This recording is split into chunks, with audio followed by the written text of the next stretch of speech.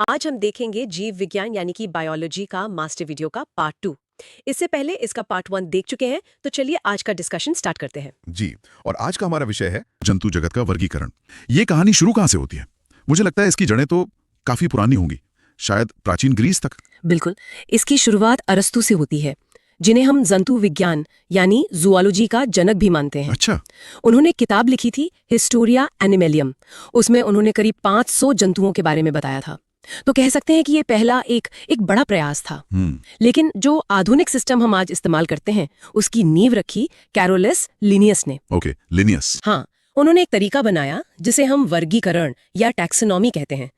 इसके मतलब 3 बुनियादी कदम हैं। 3 कदम? हाँ, पहले जीव की पहचान करो, फिर उसे सही समूह में वर्गीकृत करो और आखिर में उसे एक वैज्ञानिक नाम दो, यानी एक तरह का बायोलॉजिकल एड्रेस सिस्टम। बिल्कुल, एकदम सही शब्द। तो लिनियस ने सबसे पहले दुनिया के सारे जीवों को 2 बड़े हिस्सों में बांटा था। कौन कौन से? पादप जगत यानी प्लांट किंगडम और जंतु जगत यानी एनिमल किंगडम। आज हम इसी जंतु जगत की बात करेंगे। ठीक है। और जंतु जगत का जो पहला और सबसे बड़ा विभाजन है, वो इस आधार पर होता है कि जीव एक कोशिका से बना है या एक से ज्यादा। अच्छा, तो एक तरफ हो गए एक कोशिकीय जीव, मतलब यूनिसेल्यूलर। हाँ, और दूसरी तरफ हम जैसे बहुकोशिकीय, मल्टीसेल्यूलर। एकदम सही। एक कोशिकीय प्राणियों को प्रोटोजोआ संघ में रखा गया है। प्रोटोजोआ? हाँ, प्रोटो का मतलब ये पहला। ऐसा मानते हैं कि ये पृथ्वी पर आने वाले पहले जंतु थे। अच्छा, सबसे पहले। और क्योंकि ये बस एक कोशिका के हैं, तो इनमें कोई ऊतक या अंग जैसा कुछ नहीं होता। तो ये दिखते कैसे होंगे? मेरे दिमाग में तो बस एक गोल सा धब्बा आ रहा है। कई तो वैसे ही होते हैं, जैसे अमीबा, जिसका कोई तय आकार ही नहीं होता। वो अपने शरीर को किसी भी तरफ फैलाकर अपना भोजन पकड़ लेता है। लेकिन कुछ बहुत दिलचस्प आकार के भी हैं। जैसे पैरामीशियम। वो बिल्कुल एक चप्पल जैसा दिखता है। चप्पल जैसा? हाँ, और उसके शरीर पर हजारों छोटे छोटे बाल होते हैं, सीलिया, जिनकी मदद से वो तैरता है। और मैंने युग्लिना के बारे में सुना है, कहते हैं वो आधा पौधा और आधा जानवर है। ये कैसे हो सकता है? अरे वाह, आपने बिल्कुल सही सुना। वो प्रकृति का एक हाइब्रिड है। हाइब्रिड? हाँ, युग्लिना में पौधों की तरह क्लोरोफिल होता है, तो जब धूप होती है तो वो फोटोसिंथेसिस से अपना खाना बना लेता है। और जब अंधेरा हो तब वो दूसरे छोटे जीवों का शिकार करता है। इसीलिए उसे पौधे और जंतु के बीच की कड़ी कहते हैं। कमाल है, मतलब एक ही कोशिका में इतनी सारी काबिलियत। लेकिन प्रोटोजोआ में कुछ बदनाम सदस्य भी तो हैं। हाँ, बिल्कुल है। इसी समूह में आता है प्लाज्मोडियम, जो मलेरिया फैलाता है। ओह, मलेरिया वाला। और ट्राइपेनोसोमा भी, जिससे स्लीपिंग सिकनेस जैसी खतरनाक बीमारी होती है। तो ये छोटे जीव जितने सरल दिखते हैं, उनका असर उतना ही बड़ा हो सकता है। ठीक है, तो एक कोशिका से आगे बढ़ते हैं। जब कोशिकाओं ने मिलकर एक टीम बनाना सीखा, यानी बहुकोशिकीय जीवन शुरू हुआ, तो पहला कदम क्या था? जीवन का अगला कदम था मेटाजोआ, यानी बहुकोशिकीय जीव। और इनमें सबसे सरल डिजाइन है पोरीफेरा संघ का। पोरीफेरा? हाँ, इनके नाम में ही इनका राज छिपा है। पोरी यानी छेद। इनके पूरे शरीर पर छोटे छोटे छेद होते हैं। आम भाषा में इन्हें स्पंज कहते हैं। स्पंज जैसे हम इस्तेमाल करते हैं? हाँ। पर ये तो एक ही जगह चिपके रहते हैं। फिर ये जंतु कैसे हुए? ये बहुत अच्छा सवाल है। यही वजह है कि इन्हें लंबे समय तक पौधा ही समझा जाता था। अच्छा। लेकिन ये अपना भोजन खुद नहीं बनाते। ये अपने छेदों से पानी अंदर खींचते हैं और उसमें जो पोषक तत्व होते हैं उन्हें फिल्टर करके खाते हैं। तो ये एक तरह के जिंदा वाटर फिल्टर हैं? बिल्कुल। जो समुद्र की चट्टानों पर चिपके रहते हैं। तो जीवन ने पहले एक जगह बैठकर फिल्टर करना सीखा, लेकिन अगला बड़ा कदम तो हिलना डुलना और शिकार करना रहा होगा। एकदम सही। और यहीं से सीलेंट्रेटा संघ की कहानी शुरू होती है। सीलेंट्रेटा? इस समूह के जीवों ने अपने मुंह के चारों ओर धागे जैसी संरचनाएं विकसित की, जिन्हें टेंटिकल्स कहते हैं। शिकार पकड़ने के लिए? हाँ, शिकार पकड़ने के लिए। इसमें हाइड्रा, जेलीफिश और मूंगा यानी कोरल जैसे जीव आते हैं। एक मिनट, जेलीफिश? इसके नाम में फिश है, पर क्या ये सच में मछली है? ये एक बहुत बड़ा भ्रम है। जेलीफिश का मछली से कोई लेना देना नहीं है, बिल्कुल नहीं। अच्छा। और इसी समूह का एक जीव है कोरल। उसने तो कुछ ऐसा कर दिखाया है जो हैरान कर देता है। क्या? ऑस्ट्रेलिया की जो ग्रेट बैरियर रीफ है, जिसे अंतरिक्ष से भी देखा जा सकता है, हाँ। वो इन्हीं छोटे छोटे जीवों के छोड़े गए कैल्शियम कार्बोनेट के कंकाल से बनी है। क्या बात है, मतलब लाखों सालों तक छोटे छोटे जीवों ने मिलकर दुनिया का सबसे बड़ा जीवित ढांचा बना दिया। बिल्कुल। अब मुझे लगता है हम उन जीवों की तरफ बढ़ रहे हैं जिन्हें हम आमतौर पर कीड़े या कृमि कह देते हैं, पर विज्ञान की नजर में ये सब एक जैसे तो नहीं होंगे। आप बिल्कुल सही हैं। कृमि या वर्म का डिजाइन भी धीरे धीरे विकसित हुआ। सबसे पहले आए प्लैटीहेलमिन्थिन्स यानी चपटे कृमि। चपटे? हाँ, प्लैटी का मतलब ही है चपटा। ये इतने सरल होते हैं कि इनमें पाचन तंत्र तक नहीं होता। ये परपोषी होते हैं और दूसरे जीवों के शरीर में रहकर उनका पचाया भोजन सोखते हैं। जैसे कि फीताकृमि या टेपवर्म, इसका तो नाम ही डरावना है। हाँ, फीताकृमि इसका सबसे कुख्यात उदाहरण है। तो चपटे डिजाइन के बाद विकास ने एक और आकार आजमाया, गोल, और यहाँ से आए एस्केल्मेंथीज यानी गोल कृमि। इनका शरीर नूडल्स की तरह लंबा और गोल होता है। ओके। इनमें से भी कुछ, जैसे एस्केरिस, इंसानों की आंतों में पाए जाते हैं। और फिर इस डिजाइन में कोई और सुधार हुआ होगा? हाँ, अगला बड़ा सुधार था शरीर को खंडों यानी सेगमेंट्स में बांटना। ये हुआ एनेलिडा संघ में। एनेलिडा। इनका शरीर कई गोल गोल छल्लों को जोड़कर बना होता है। इसका सबसे अच्छा उदाहरण है केंचुआ। अर्थवर्म? हाँ, उसके शरीर के खंड उसे जमीन में आसानी से रेंगने में मदद करते हैं, इसीलिए उसे किसान का मित्र भी कहते हैं। तो चपटा, फिर गोल और फिर खंडों वाला शरीर। हाँ। ये तो शरीर के डिजाइन की एक पूरी कहानी है। हाँ। पर अगर हम जंतु जगत के असली विजेताओं की बात करें, मतलब जिन्होंने हर जगह अपना परचम लहराया है, हाँ, तो वो कौन है? बिना किसी शक के वे हैं आर्थ्रोपोडा। आर्थ्रोपोडा? हाँ, आप सोचिए, पृथ्वी पर मौजूद हर 3 जंतुओं में से 2 इसी समूह के हैं।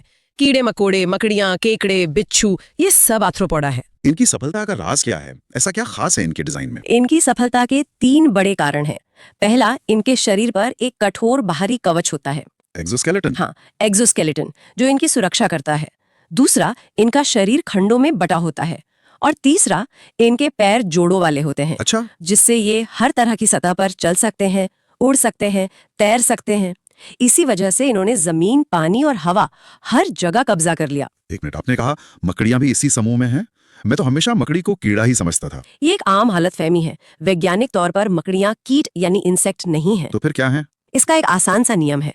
कीटों की 6 टांगे होती हैं, जबकि मकड़ियों की 8 टांगे होती हैं। 8 टांगे होती हैं। अच्छा। हाँ, ये छोटा सा अंतर उन्हें एक अलग वर्ग में डाल देता है। तो अगली बार मैं टांगे गिनूंगा। तो एक तरफ ये कठोर कवच वाले आर्थ्रोपोडा है, तो दूसरी तरफ नरम शरीर वाले जीव भी तो हैं, जैसे घोंगा या ऑक्टोपस। बिल्कुल। वे आते हैं मोलस्का संघ में, जो जंतु जगत का दूसरा सबसे बड़ा संघ है। मोलस्का? मोल का मतलब ही होता है मुलायम। इनके नरम शरीर की सुरक्षा के लिए अक्सर इनके ऊपर कैल्शियम कार्बोनेट का एक कठोर कवच होता है, जैसे घोंघे या सीप में। और ऑक्टोपस, उसके पास तो कोई कवच नहीं होता? सही कहा। ऑक्टोपस ने कवच को छोड़कर बुद्धि का विकास किया। वो अपने नरम शरीर को कहीं भी छिपा सकता है और शिकारियों को धोखा दे सकता है। उसे डेविल फिश भी कहते हैं ना? हाँ, शायद उसकी 8 भुजाओं और रहस्यमयी स्वभाव के कारण। पर फिर से ये भी एक फिश नहीं है। हाँ, लगता है शुरुआती वैज्ञानिकों को फिश शब्द बहुत पसंद था। जेलीफिश, स्टारफिश, डेविल फिश, सब नकली मछलियां हैं। तो असली वाली स्टारफिश किस समूह में है? स्टारफिश आती है इकाइनोडर्मेटा संघ में। इकाइनोडर्मेटा? इसके नाम का मतलब है कांटेदार त्वचा। इस समूह के सभी जीव समुद्री होते हैं और इनकी त्वचा पर कांटे जैसी संरचना होती है। स्टारफिश के अलावा समुद्री अर्चिन और समुद्री खीरा भी इसी में आते हैं। ठीक है, तो हमने बिना रीढ़ की हड्डी वाले जीवों की एक बड़ी दुनिया देख ली। अब उस समूह की ओर चलते हैं जिससे हम सबसे ज्यादा परिचित हैं, मतलब रीढ़ की हड्डी वाले जीव। हाँ, अब हम आते हैं सबसे विकसित संघ पर, कॉर्डेटा। कॉर्डेटा? इसमें वे सभी जीव आते हैं जिनके जीवन के किसी न किसी चरण में नोटोकॉर्ड, जो बाद में रीढ़ की हड्डी बनती है, वो पाई जाती है। अच्छा। इस संघ को हम 5 बड़े वर्गों में बांटकर आसानी से समझ सकते हैं। यानी मछलियां, मेंढक, सांप, पक्षी और हम इंसान, यही 5 वर्ग हैं? एकदम सही। पहला वर्ग है मत्स्य यानी पाइसेस, मतलब मछलियां। ये गलफड़ों से सांस लेती हैं और इनके दिल में बस 2 चेम्बर होते हैं। ठीक है। दूसरा वर्ग है उभयचर यानी एम्फीबिया, जैसे मेंढक। ये वो पहले जीव थे जिन्होंने पानी से निकलकर जमीन पर कदम रखने की हिम्मत की। इसीलिए ये पानी और जमीन दोनों पर रहते हैं। बिल्कुल। मेंढक के सांस लेने की प्रक्रिया के बारे में कुछ बहुत खास है ना? हाँ, वो एक बायोलॉजिकल अजूबा है। जब वो पानी में होता है तो अपनी त्वचा से सांस लेता है। त्वचा से? हाँ, जमीन पर फेफड़ों से और अपने लार्वा स्टेज में गलफड़ों से। मतलब एक ही जीवन में 3 अलग अलग सिस्टम इस्तेमाल करता है। अद्भुत। पानी से जमीन पर आने के बाद अगला कदम जमीन को पूरी तरह जीतना रहा होगा। और ये काम किया सरीसृप यानी रेप्टिलिया ने, रेंगने वाली जीवों ने। सांप, छिपकली, कछुए, मगरमच्छ। हाँ, इन्होंने मोटी त्वचा विकसित की ताकि जमीन पर पानी की कमी न हो और ये पूरी तरह फेफड़ों से सांस लेने लगे। ये जमीन के असली विजेता थे। जब तक कि आसमान पर किसी और ने कब्जा नहीं कर लिया। पक्षी यानी एविस वर्ग, रेंगने से लेकर उड़ने तक का सफर तो कमाल का रहा होगा। ये एक बहुत बड़ा विकास था। उड़ने के लिए पक्षियों ने अपना शरीर पूरी तरह बदल लिया। उनकी हड्डियां खोखली हो गईं। वजन कम करने के लिए? हाँ, ताकि वजन कम हो। शरीर का आकार एरोडायनामिक हो गया और उनके दिल में 4 चेम्बर विकसित हुए ताकि उन्हें उड़ने के लिए लगातार ऊर्जा मिलती रहे। लेकिन कुछ पक्षियों ने तो उड़ना छोड़ ही दिया, जैसे शुतुरमुर्ग या पेंगुइन। ऐसा क्यों? ये भी विकास का एक हिस्सा है। जब किसी जगह पर शिकारी कम होते हैं और भोजन जमीन पर आसानी से मिल जाता है तो उड़ने में लगने वाली भारी ऊर्जा बचाने के लिए कुछ प्रजातियां इस क्षमता को खो देती हैं। समझ गया। और आखिर में इस कहानी के अंत में आता है हमारा अपना वर्ग, स्तनधारी, मैमल्स। हाँ, मैमल्स। हमें क्या चीज सबसे अलग बनाती है? स्तनधारियों की 3 मुख्य विशेषताएं हैं। 1, इनके शरीर पर बाल होते हैं। 2, ये अपने बच्चों को दूध पिलाते हैं। और 3, इनके दिल में 4 चेम्बर होते हैं और ये गर्म खून वाले होते हैं। लेकिन यहाँ भी कुछ चौंकाने वाले अपवाद हैं। अपवाद? मुझे लगा था भी सभी स्तनधारी सीधे बच्चों को जन्म देते हैं। ज्यादातर देते हैं, लेकिन ऑस्ट्रेलिया में पाए जाने वाले प्लैटिपस और एकिडना, हाँ, प्लैटिपस, वो ऐसे स्तनधारी हैं जो अंडे देते हैं। अंडे देते हैं। हाँ, ये दिखाता है कि विकास सीधी रेखा में नहीं चलता। इनके बाद आते हैं मेटाथीरिया जैसे कंगारू, जो अविकसित बच्चे को जन्म देते हैं, जो माँ की थैली में पलता है। और फिर हैं यूथीरिया, जिसमें इंसान से लेकर ब्लू व्हेल तक आते हैं, जो पूर्ण विकसित बच्चों को जन्म देते हैं। चलिए अब अगला चैप्टर देखते हैं, पादप जगत यानी कि प्लांट किंगडम। बिल्कुल। तो देखिए, जीव विज्ञान की 2 मुख्य शाखाएं हैं, जंतु विज्ञान और वनस्पति विज्ञान। हाँ, जूलॉजी और बॉटनी। जी, तो जंतु विज्ञान के जनक अरस्तु हैं और वनस्पति विज्ञान के थियोफ्रेस्टस। और कैरोलस लिनियस ने ही अपनी किताब सिस्टेमा नेचुरे में सारे जीवधारियों को 2 बड़े ग्रुप्स में बांटा था, पादप जगत और जंतु जगत। तो आज हम पौधों की दुनिया में जरा गहराई से उतरते हैं। एकदम सही। और इस जगत को समझने के लिए इसे सबसे पहले 2 हिस्सों में बांटा गया है। पहले हैं अपुष्पोद्भिद यानी क्रिप्टोगैमाई। अपुष्पोद्भिद? हाँ, ये वो पौधे हैं जिनमें फूल और बीज नहीं होते। और दूसरे वाले जाहिर है पुष्पोद्भिद होंगे, फेनेरोगैमे। बिल्कुल, इन पौधों में फूल और बीज दोनों पाए जाते हैं। तो एक तरह से ये पौधों के विकास का क्रम भी है। ठीक है, तो फिर शुरुआत से ही शुरू करते हैं, अपुष्पोद्भिद से। हाँ। इसमें कौन कौन से समूह आते हैं? इसमें मुख्य रूप से 3 संघ हैं, थैलोफाइटा, ब्रायोफाइटा और टेरिडोफाइटा। थैलोफाइटा, इसकी क्या खासियत है?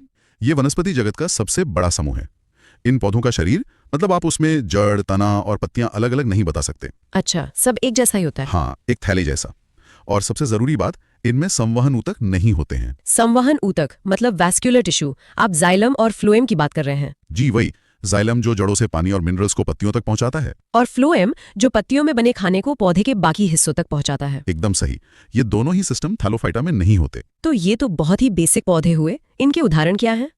इसके मुख्य उदाहरण हैं शैवाल मतलब एल्गी, कवक यानी फंगी और लाइकेन। शैवाल मतलब काई? हाँ, शैवाल के अध्ययन को फाइकोलॉजी कहते हैं।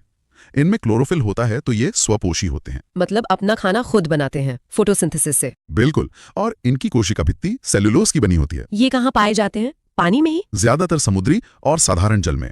पर एक मजेदार बात यह है कि ये आलसी भालू मतलब स्लॉथ बेयर के शरीर पर भी उगते हैं। क्या सच में? हाँ, वो इतना धीरे चलता है कि उसके बालों पर काई जम जाती है। कमाल है। अच्छा, शैवाल का हमारे लिए क्या उपयोग है? ये ऑक्सीजन देते हैं और भोजन के रूप में भी इस्तेमाल होते हैं, जैसे क्लोरेला और स्पिरुलिना। ओह हाँ, मैंने सुना है ये प्रोटीन से भरपूर होते हैं। जी, इसीलिए अंतरिक्ष यात्री इन्हें भोजन के रूप में इस्तेमाल करते हैं। इनके अलग अलग रंग भी होते हैं, हरे, लाल, भूरे। वो क्यों? वो पिगमेंट्स की वजह से। जैसे हरे शैवाल में क्लोरोफिल, लाल में फाइकोएरिथ्रिन, भूरे में फ्यूकोजैंथिन और नील हरे शैवाल में फाइकोसाइनिन होता है। समझ गई। और कवक के बारे में कुछ बताएं? कवक के अध्ययन को माइकोलॉजी कहते हैं। इनकी कोशिका भित्ति काइटिन की बनी होती है। काइटिन की, सेल्यूलोज की नहीं? नहीं। और मशरूम एक कवक ही है। और वो जो खमीर या ईस्ट होता है जिसका इस्तेमाल डबल रोटी बनाने में होता है, वो भी कवक ही है। अच्छा, और लाइकेन क्या है? लाइकेन असल में कवक और शैवाल का एक सहजीवी संबंध है, जिसे हेलोटिज्म कहते हैं। सहजीवी मतलब एक पार्टनरशिप? हाँ, तुम मुझे रहने की जगह दो, मैं तुम्हें खाना बना कर दूंगा। और ये वायु प्रदूषण के बहुत अच्छे संकेतक होते हैं। संकेतक? कैसे? ये प्रदूषित जगहों पर उगते ही नहीं। तो अगर कहीं लाइके में ही दिख रहे, मतलब वहां की हवा साफ नहीं है। अरे वाह। और पेड़ों की छाल पर उगने वाले को कॉर्टिकोल्स और चट्टानों पर उगने वाले को सेक्सिकोल्स कहते हैं। सही कहा। इसके अलावा रोसेला नाम के लाइकेन से लिटमस पेपर बनता है। वही स्कूल वाला लिटमस पेपर। लोबेरिया और रेमेलाइना से इत्र भी बनता है। और परमेलिया सेक्सटिलिस का उपयोग मिर्गी की दवा में होता है। जी। चलिए, तो अब अगले समूह पर आते हैं, ब्रायोफाइटा। ब्रायोफाइटा को पादप जगत का उभयचर भी कहा जाता है। उभयचर, एम्फिबियन, जैसे मेंढक होता है। बिल्कुल, क्योंकि ये रहते तो जमीन पर हैं, लेकिन प्रजनन के लिए इन्हें पानी की जरूरत पड़ती है। अच्छा, तो ये पूरी तरह से जमीन के नहीं हो पाए? नहीं, इनमें भी संवहन ऊतक नहीं होते और जड़, तना, पत्तियां पूरी तरह विकसित नहीं होती। ये मिट्टी से राइजोइड्स मतलब झूठी जड़ों से जुड़े रहते हैं। इसके उदाहरण? मॉस और लिवरवॉर्ट्स। स्फैग्नम मॉस के बारे में एक खास बात है। क्या? वो अपने भार से 18 गुना ज्यादा पानी सोख सकता है। 18 गुना? हाँ, इसीलिए माली इसका उपयोग पौधों को एक जगह से दूसरी जगह ले जाते समय करते हैं, ताकि जड़ें सूखे नहीं। इसका प्रयोग एंटीसेप्टिक के रूप में भी होता है। बहुत खूब। तो अब अपुष्पोद्भिद का आखिरी समूह, टेरिडोफाइटा। हाँ, इन पौधों में जड़, तना और पत्तियां पाई जाती हैं। और सबसे जरूरी बात, इनमें संवहन ऊतक, जाइलम और फ्लोएम पाया जाता है। बिल्कुल सही। पहली बार वैस्कुलर टिश्यू इन्हीं में आया। लेकिन एक चीज इनमें भी नहीं थी, फूल और बीज। जी, फूल और बीज इनमें भी नहीं होते। इसके उदाहरण क्या हैं? फर्न, मर्सिलिया और हॉर्सटेल। ठीक है, तो अब उन पौधों पर आते हैं जिनमें ये सब होता है। पुष्पोद्भिद यानी फेनेरोगामे। हाँ, ये पूर्ण विकसित पौधे होते हैं। इन्हें 2 उप समूहों में बांटा गया है, नग्न बीजी और आवृत बीजी। नग्न बीजी जिम्नोस्पर्म्स, मतलब नग्न बीज। एकदम सही। इनके बीज पर कोई आवरण या फल नहीं होता। अच्छा, बीज खुले में होते? हाँ, ये पौधे ज्यादातर मरुद्भिद मतलब ज़ेरोफिटिक होते हैं, कम पानी में भी रह सकते हैं। इनमें बीज तो होते हैं पर असली फूल नहीं होते। कुछ प्रसिद्ध नग्न बीजी पौधे कौन से हैं? सबसे ऊंचा पौधा सिकोया, जिसकी ऊंचाई 120 मीटर तक होती है। 120 मीटर? जी, इसे कोस्ट रेडवुड ऑफ कैलिफोर्निया भी कहते हैं। और सबसे छोटा पौधा है ज़ैमिया पिग्मिया। साइकस और पाइन या चीड़ भी इसी में आते हैं? हाँ बिल्कुल, साइकस के तनों से साबूदाना बनता है और चीड़, सिकोया, देवदार की लकड़ी से फर्नीचर बनता है। चीड़ के पेड़ से तो तारपीन का तेल भी मिलता है ना? जी, और देवदार की लकड़ी से सिट्रस तेल मिलता है। ठीक है, और अब आखिरी समूह आवृत बीजी। एंजियोस्पर्म्स। इन पौधों के बीज फलों के अंदर होते हैं। एंजियो का मतलब यह ढका हुआ। तो हमारे आसपास जो ज्यादातर पेड़ पौधे हैं वो यही हुए। हाँ, इनमें जड़, पत्ती, फूल, फल और बीज सब कुछ पूरी तरह से विकसित होता है। इन्हें भी आगे बांटा गया है? हाँ, बीज पत्रों मतलब कॉटिलिडॉन्स की संख्या के आधार पर 2 वर्गों में। कौन कौन से? एक बीजपत्री यानी मोनोकॉट्स और द्विबीजपत्री यानी डाइकॉट्स। तो इन दोनों में मुख्य अंतर क्या है बीजपत्र के अलावा? कई अंतर हैं, जैसे एक बीजपत्री में 1 बीजपत्र होता है, द्विबीजपत्री में 2। वो तो नाम से ही साफ है। हाँ, फिर जड़ों को देखिए।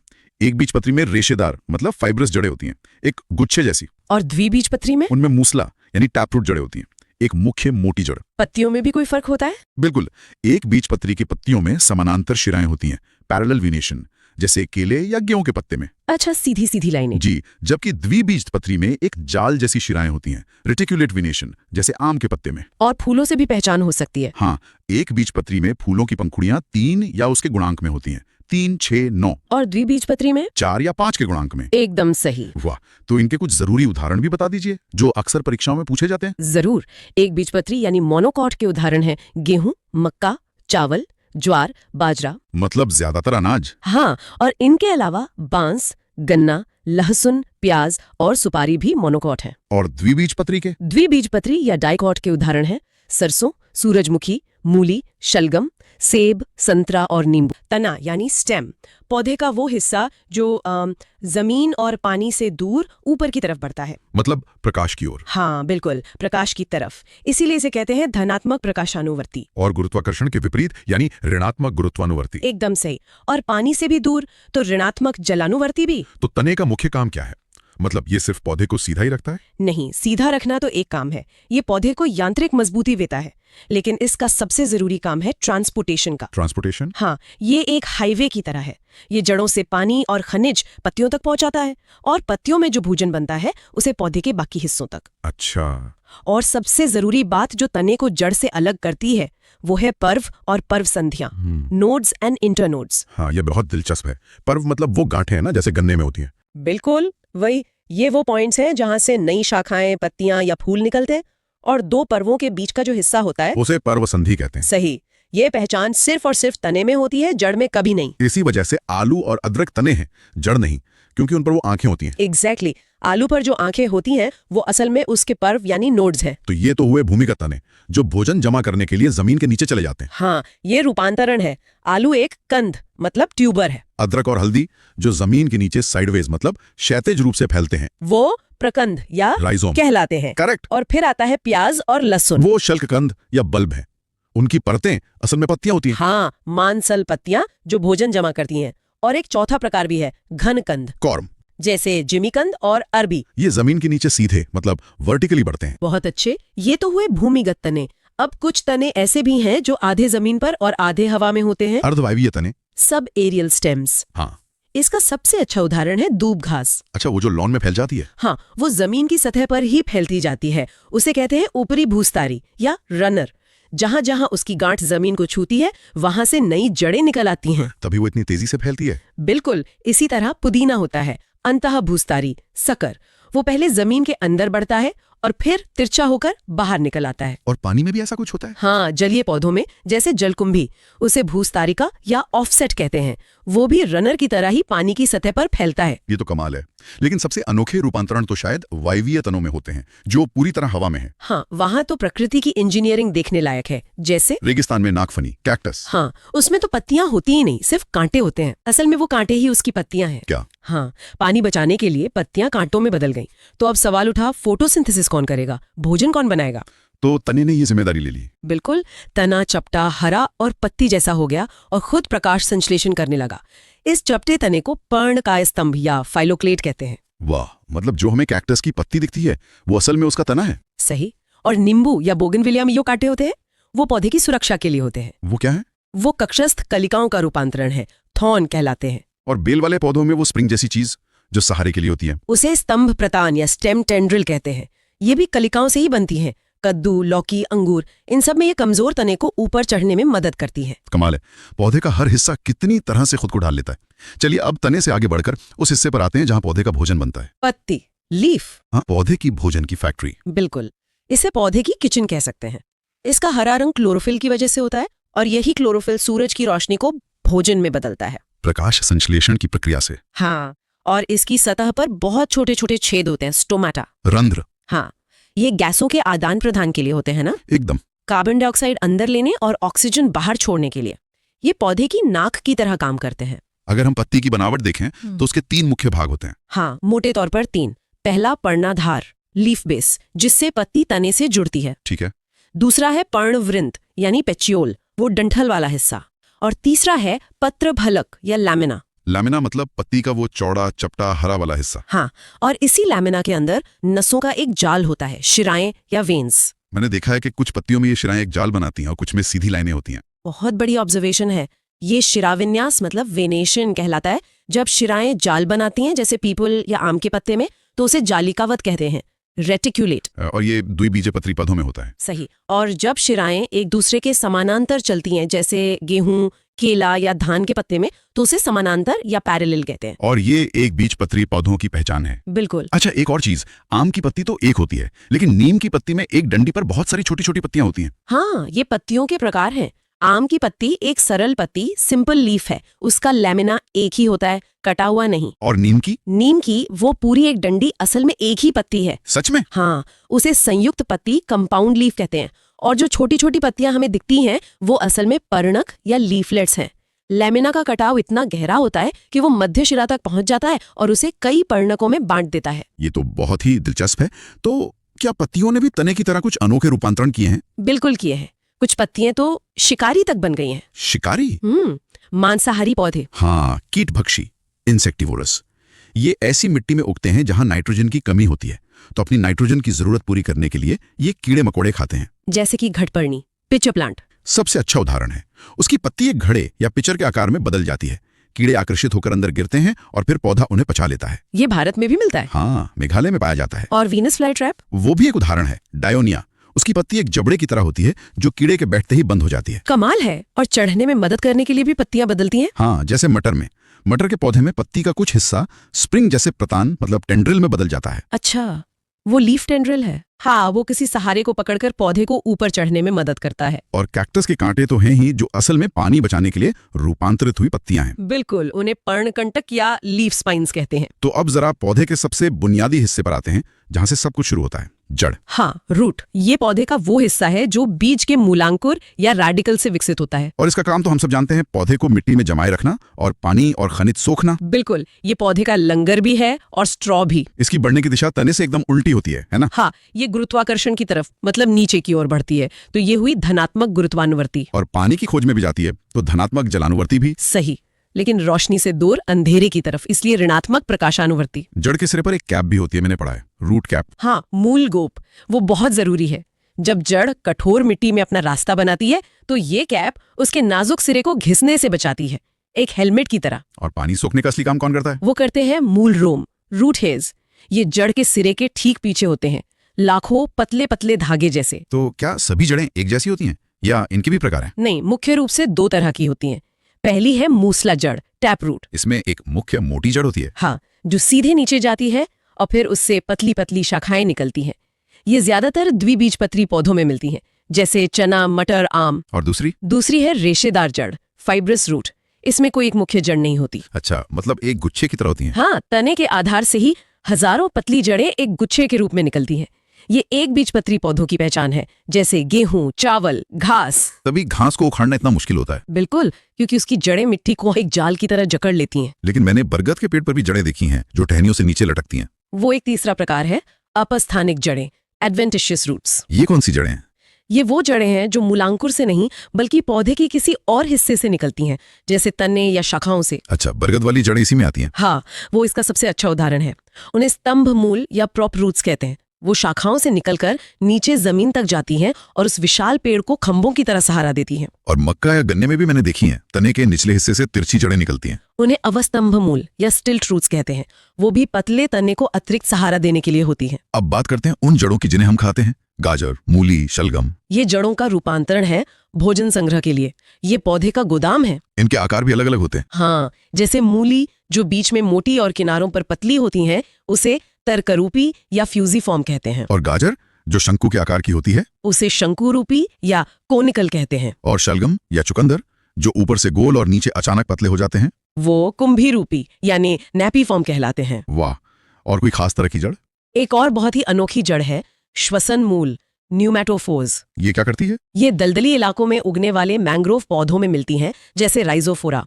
वहां की मिट्टी में ऑक्सीजन की बहुत कमी होती है। तो ये जड़ें सांस लेने के लिए जमीन से बाहर निकल आती हैं। हाँ बिल्कुल, ये ऊपर की ओर हवा में निकल आती हैं ताकि पौधा सांस ले सके। तो चलिए अब अगला चैप्टर देखते हैं, फूल और फल की संरचना। सबसे पहले फूल के बारे में बात करते हैं। बिल्कुल, फूल जो है वो असल में पौधे के प्रजनन अंग हैं। हाँ, मतलब सिर्फ सुंदर दिखने के लिए नहीं है, इनसे ही आगे फल और बीज बनते हैं। सही कहा।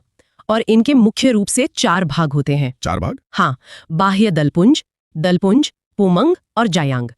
पहले 2 सहायक हैं और आखिरी 2 मुख्य प्रजनन अंग। ठीक है, तो इसे नीचे से ऊपर की तरफ समझते हैं एक एक करके। सबसे अच्छा तरीका है तो एकदम नीचे जहां से फूल जुड़ा होता है वो फूला हुआ हिस्सा है पुष्पासन, थैलेमस। अच्छा, मतलब एक तरह का प्लेटफॉर्म जिस पर पूरा फूल टिका है। बिल्कुल। अब इस प्लेटफॉर्म के ऊपर पहला घेरा आता है हरी पंखुड़ियों का। ये तो मैंने देखी है, कली के बाहर जो होती हैं। हाँ वही। इन्हें बाह्य दलपुंज या केलेक्स कहते हैं। इनका काम है कली को बचाना। एक तरह है बॉडीगार्ड। हाँ, कह सकते हैं। और इसकी हर एक पत्ती को सेपल कहते हैं। सेपल, ठीक है। तो बॉडीगार्ड के बाद आती हैं रंगीन पंखुड़ियां। दलपुंज या कोरोला, ये फूल का सबसे आकर्षक हिस्सा है। और इसकी एक पंखुड़ी को पेटल कहते हैं। है ना? सही। और इनका रंग, इनकी खुशबू, ये सब कीड़ों को बुलाने के लिए एक तरह का विज्ञापन है। परागण के लिए। हाँ, परागण के लिए। ये कीड़ों को आकर्षित करते हैं। तो ये हो गए सहायक हिस्से। अब आते हैं प्रजनन भागों पर। हाँ, अब आते हैं पुमंग पर। एंड्रोसियम, यह फूल का नर जनन भाग है। और इसकी इकाई को कहते हैं पुंकेसर, स्टेमिन। पुंकेसर। हाँ, और पुंकेसर के भी 2 भाग होते हैं। एक वो पतला सा डंठल, जी, उसे कहते हैं पुतंतु या फिलामेंट, और उसके ऊपर होता है परागकोश, एंथर। अच्छा, और इसी परागकोश के अंदर वो परागकण होते हैं। एकदम सही, पोलन ग्रेन्स। यही नर युग्मक यानी मेल गैमेट होते हैं। समझ गया। तो ये तो नर भाग हो गया। अब आते हैं फूल के केंद्र में मादा जनन भाग पर। जायांग, गाइनोसियम। जायांग। और इसकी इकाई को कहते हैं स्त्री केसर या पिस्टल। ठीक है, बताइए। सबसे नीचे वो जो फूला हुआ हिस्सा है वो है अंडाशय, ओवरी। इसी के अंदर होते हैं बीजांड यानी ओव्यूल्स, जो मादा युग्मक है। ठीक है, और उसके ऊपर? अंडाशय से ऊपर एक पतली नली जैसी संरचना निकलती है, वो है वर्तिका या स्टाइल। और सबसे ऊपर वो चिपचिपा सा हिस्सा होता है? वर्तिकाग्र, स्टिग्मा। बहुत बढ़िया, उसका चिपचिपा होना ही जरूरी है ताकि परागकण उस पर चिपक सके। बिल्कुल, यहीं से परागण की प्रक्रिया शुरू होती है। मतलब परागकणों का परागकोश से निकलकर इस वर्तिकाग्र तक पहुंचना ही परागण यानी पॉलिनेशन है। हाँ, और इसके बाद होता है निषेचन, फर्टिलाइजेशन। वो कैसे? जब परागकण वर्तिकाग्र पर आता है तो वो वर्तिका से होता हुआ अंडाशय तक पहुंचता है और बीजांड से मिल जाता है। बस इसी को निषेचन कहते हैं। अच्छा, अब ये जो परागण है इसके भी तो प्रकार होते हैं। हाँ, मुख्य रूप से 2, स्वपरागण और परपरागण। स्वपरागण मतलब? सेल्फ पॉलिनेशन, जब परागण उसी फूल में या उसी पौधे के दूसरे फूल पर हो जाए। मतलब घर की बात घर में ही रह गई। हाँ, कुछ ऐसा ही। इसमें एक होता है ऑटोगेमी, जो एक ही फूल के अंदर होता है। और दूसरा है जिटोनोगेमी। इसमें पौधा तो एक ही होता है पर फूल अलग अलग होते हैं। ठीक है। और परपरागण, क्रॉस पॉलिनेशन। उसमें परागण एक पौधे के फूल से उसी जाति के दूसरे पौधे के फूल पर होता है। इसके लिए तो किसी की मदद चाहिए होगी, कोई एजेंट। बिल्कुल, और इन एजेंट से जुड़े सवाल परीक्षाओं में बहुत आते हैं। अच्छा, जैसे हवा से परागण को कहते हैं एनिमोफिली। एनिमोफिली, जैसे गेहूं में। हाँ। जल द्वारा परागण को हाइड्रोफिली कहते हैं, पक्षियों द्वारा ऑर्निथोफिली, और चमगादड़ से भी होता है, उसे कहते हैं काइरेप्टेरोफिली। अरे वाह, चमगादड़ से भी? जी, और जो सबसे आम है कीड़ों द्वारा, उसे कहते हैं एंटोमोफिली। और एक घोंगे वाला भी सुना था मैंने, मेलेकोफिली। हाँ, गजब। वैसे दुनिया का सबसे बड़ा फूल कौन सा है? रेफ्लेसिया, और सबसे छोटा वुल्फिया। रेफ्लेसिया, ठीक है। तो निषेचन हो गया, अब क्या होगा? अब अंडाशय विकसित होकर फल बन जाएगा, और अंदर जो बीजांड थे वो बीज बन जाएंगे। और फलों के अध्ययन को क्या कहते हैं? पोमोलॉजी, ठीक है। तो फल की संरचना की बात करते हैं। आम का उदाहरण लेते हैं। हाँ, वो सबसे आसान रहेगा। तो देखिए, फल के दो मुख्य भाग हैं, फल भित्ति और बीज। फल भित्ति, पेरिकाप। हाँ, इसके 3 स्तर होते हैं। आम का जो बाहरी छिलका है जी, वो है बाह्य फल भित्ति या एपिकाप। फिर वो गूदा जिसे हम खाते हैं, वो है मध्य फल भित्ति, मीजोकाप। और अंदर की गुठली, वो है अंतः फल भित्ति, एंडोकाप। बीज उसके भी अंदर होता है। ये तो बहुत सीधा है। लेकिन मैंने ये सत्य फल और असत्य फल के बारे में भी सुना है, वो क्या है? हाँ, ये बहुत महत्वपूर्ण है। जो फल सिर्फ अंडाशय से विकसित हो वो सत्य फल है, ट्रू फ्रूट। जैसे आम, अमरूद, बिल्कुल। और जब फल बनने में अंडाशय के अलावा फूल का कोई और हिस्सा, जैसे पुष्पासन, भी भाग ले, तो वो असत्य फल हुआ, फॉल्स फ्रूट। एकदम सही। और इसका सबसे जरूरी उदाहरण है सेब। सेब कैसे? हम सेब का जो हिस्सा खाते हैं वो असल में उसका फूला हुआ पुष्पासन है। अंडाशय तो बीज के कोर में होता है, जिसे हम फेंक देते हैं। अरे मतलब हम सेब नहीं, फूला हुआ पुष्पासन खा रहे हैं। हाँ, टेक्निकली। ये तो बहुत ही दिलचस्प है। और एक और प्रकार था बिना निषेचन वाला, अनिषेक फल, पार्थेनोकार्पिक फ्रूट।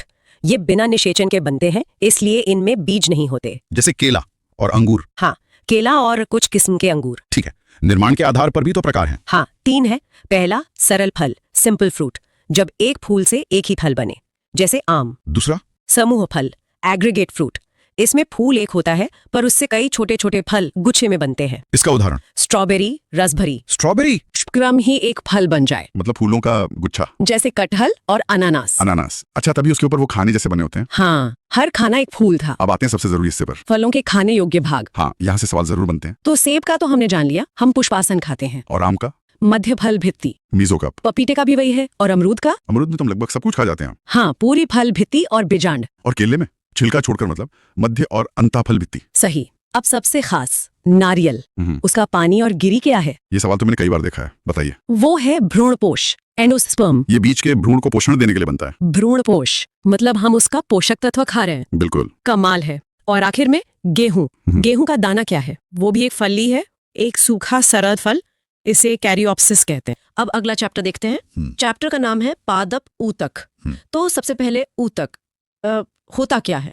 मेरा मतलब, हम कहते हैं कि कोशिकाएं जीवन की सबसे छोटी इकाई है, तो फिर ये ऊतक क्या है? बिल्कुल, देखिए, ऊतक मतलब समान कोशिकाओं का एक ग्रुप, एक ऐसा समूह जो मिलकर कोई खास काम करता हो। अच्छा, मतलब कोशिकाओं की एक टीम। हाँ, एक टीम। और पौधों में मोटे तौर पर ये टीमें 2 तरह की होती हैं। एक है विभाज्योत ऊतक, मतलब मेरिस्टोमैटिक टिश्यू, जिसमें कोशिकाएं लगातार डिवाइड होती रहती हैं, बढ़ती रहती हैं। ओके। और दूसरा है स्थायी ऊतक, यानी परमानेंट टिश्यू। हाँ। इसमें विभाजन की क्षमता वो खत्म हो जाती है। समझ गए। तो चलिए पहले विभाज्योत ऊतक को समझते हैं। इसका मेन काम तो फिर पौधे के आकार को बढ़ाना ही हुआ। हाँ, बिल्कुल। और ये पौधे में 3 खास जगहों पर होता है। पहला है शीर्षस्थ विभाज्योत ऊतक, मतलब एपिकल मेरिस्टेम। शीर्षस्थ, जैसा कि नाम से ही लग रहा है, ये पौधे के शीर्ष पर होगा। एग्जैक्टली। ये पौधे की चोटी पर और जड़ों के एकदम सिरों पर पाया जाता है। इसका सीधा सा काम है पौधे की लंबाई बढ़ाना। अच्छा, और दूसरा प्रकार कौन सा है? दूसरा है पार्श्व विभाज्योत ऊतक, लैटरल मेरिस्टेम। इसका काम है तने और जड़ की मोटाई, मतलब उसकी गोलाई को बढ़ाना। ओके, तो एक लंबाई बढ़ा रहा है और दूसरा चौड़ाई। सही। और तीसरा है अंतर्वेशी विभाज्योत ऊतक, इंटरकैलरी मेरिस्टेम। ये बहुत दिलचस्प है। वो कैसे? ये असल में शीर्षस्थ ऊतक का ही बचा हुआ हिस्सा है, और ये उन पौधों के लिए जरूरी है जिनके ऊपरी हिस्से को जानवर खा जाते हैं, जैसे घास। अच्छा, मतलब अगर कोई जानवर घास का ऊपरी सिरा खा ले? हाँ, तो इसी ऊतक की वजह से घास फिर से बढ़ जाती है। ये एक तरह का बैकअप है। वाह, ये तो बहुत ही स्मार्ट डिजाइन है। तो ये तो हो गए विभाज्योत ऊतक। अब आते हैं स्थायी ऊतक पर, जहाँ कोशिकाएं विभाजित नहीं होती। हाँ, ये भी 2 तरह के होते हैं। एक सरल ऊतक यानी सिंपल टिश्यू, और दूसरा जटिल ऊतक यानी कॉम्प्लेक्स टिश्यू। और इनमें क्या फर्क है? सरल ऊतक में बस एक ही टाइप की कोशिकाएं होती हैं, जबकि जटिल ऊतक में अलग अलग तरह की कोशिकाएं मिलकर एक टीम की तरह काम करती हैं। ठीक है, तो सरल ऊतक के जो 3 प्रकार हैं, उनके नाम अक्सर अंग्रेजी में ही सुनने को मिलते हैं, पैरेन्काइमा, कोलेनकाइमा और स्क्लेरेनकाइमा। हाँ, नाम थोड़े मुश्किल लग सकते हैं, पर इनके काम बहुत सीधे हैं।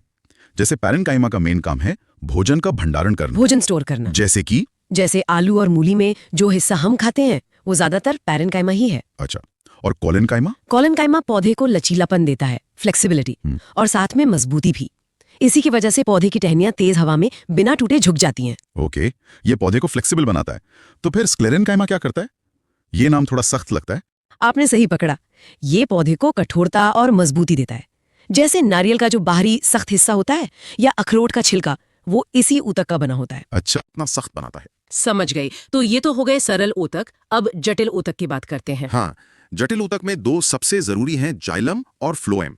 ये पौधों के आप कह सकती हैं ट्रांसपोर्ट सिस्टम की तरह काम करते हैं। हाँ, ये नाम तो सुने हैं, ज से जाइलम और ज से जल। ये याद रखने का अच्छा तरीका है। बिल्कुल सही। जाइलम का काम है जड़ों से जल और खनिज लवणों को पत्तियों तक पहुंचाना। और फ्लोएम, उसके लिए फ से फ्लोएम और फ से फूड। एकदम सही। फ्लोएम का काम है पत्तियों में बने भोजन को पौधे के बाकी हिस्सों तक पहुंचाना। तो एक पानी पहुंचा रहा है, दूसरा खाना। बहुत बढ़िया। तो ये तो ऊतकों की बात हो गई। हाँ, हाँ, अब पादप हार्मोन पर आते हैं। हाँ, पौधों की ग्रोथ के लिए बाहरी चीजों के अलावा कुछ अंदरूनी फैक्टर्स भी होते हैं। उन्हीं को हम पादप हार्मोन या फाइटो हार्मोन कहते हैं। ओके, तो क्या ये भी अलग अलग तरह के होते हैं? हाँ, इन्हें हम दो मेन श्रेणियों में बांट सकते हैं। एक होते हैं वृद्धि प्रेरक, मतलब ग्रोथ प्रोमोटर, जो विकास को बढ़ाते हैं। और दूसरे होते हैं वृद्धि अवरोधक, यानी ग्रोथ इनहिबिटर, जो विकास को रोकते हैं। ठीक है, तो पहले ग्रोथ प्रमोटर्स की बात करते हैं। इसमें सबसे पहला नाम आता है ऑक्सिन का। हाँ, ऑक्सिन पौधे की वृद्धि को कंट्रोल करने वाला मेन हार्मोन है। ये पौधे के एकदम ऊपरी हिस्से में बनता है, टिप पर। इसका एक बहुत ही इंटरेस्टिंग काम भी तो है कि ये पौधे को प्रकाश की तरफ झुका देता है। बिल्कुल, होता यह है कि जिस तरफ से रोशनी आती है, ऑक्सिन हार्मोन उससे दूसरी तरफ, मतलब अंधेरे वाली साइड में जमा हो जाता है। और फिर वो अंधेरे वाली साइड की कोशिकाओं को तेजी से बढ़ाता है, जिससे पौधा रोशनी की तरफ मुड़ जाता है। कमाल है। अच्छा, दूसरा हार्मोन है जिब्रेलिन। इसका क्या काम है? इसका मेन काम है तने की लंबाई बढ़ाना और बीजों का अंकुरण कराना। ये बीज की प्रसुप्ति, मतलब सीड डॉर्मेंसी को तोड़ता है, उसे नींद से जगाता है। और तीसरा ग्रोथ प्रमोटर साइटोकाइनिन। साइटोकाइनिन का मुख्य काम है कोशिका विभाजन, यानी सेल डिवीजन करना। Cell division. हाँ, और क्योंकि ये नई कोशिकाएं बनाता है, ये पत्तियों की जीर्णावस्था, मतलब उनके बुढ़ापे को भी रोकता है।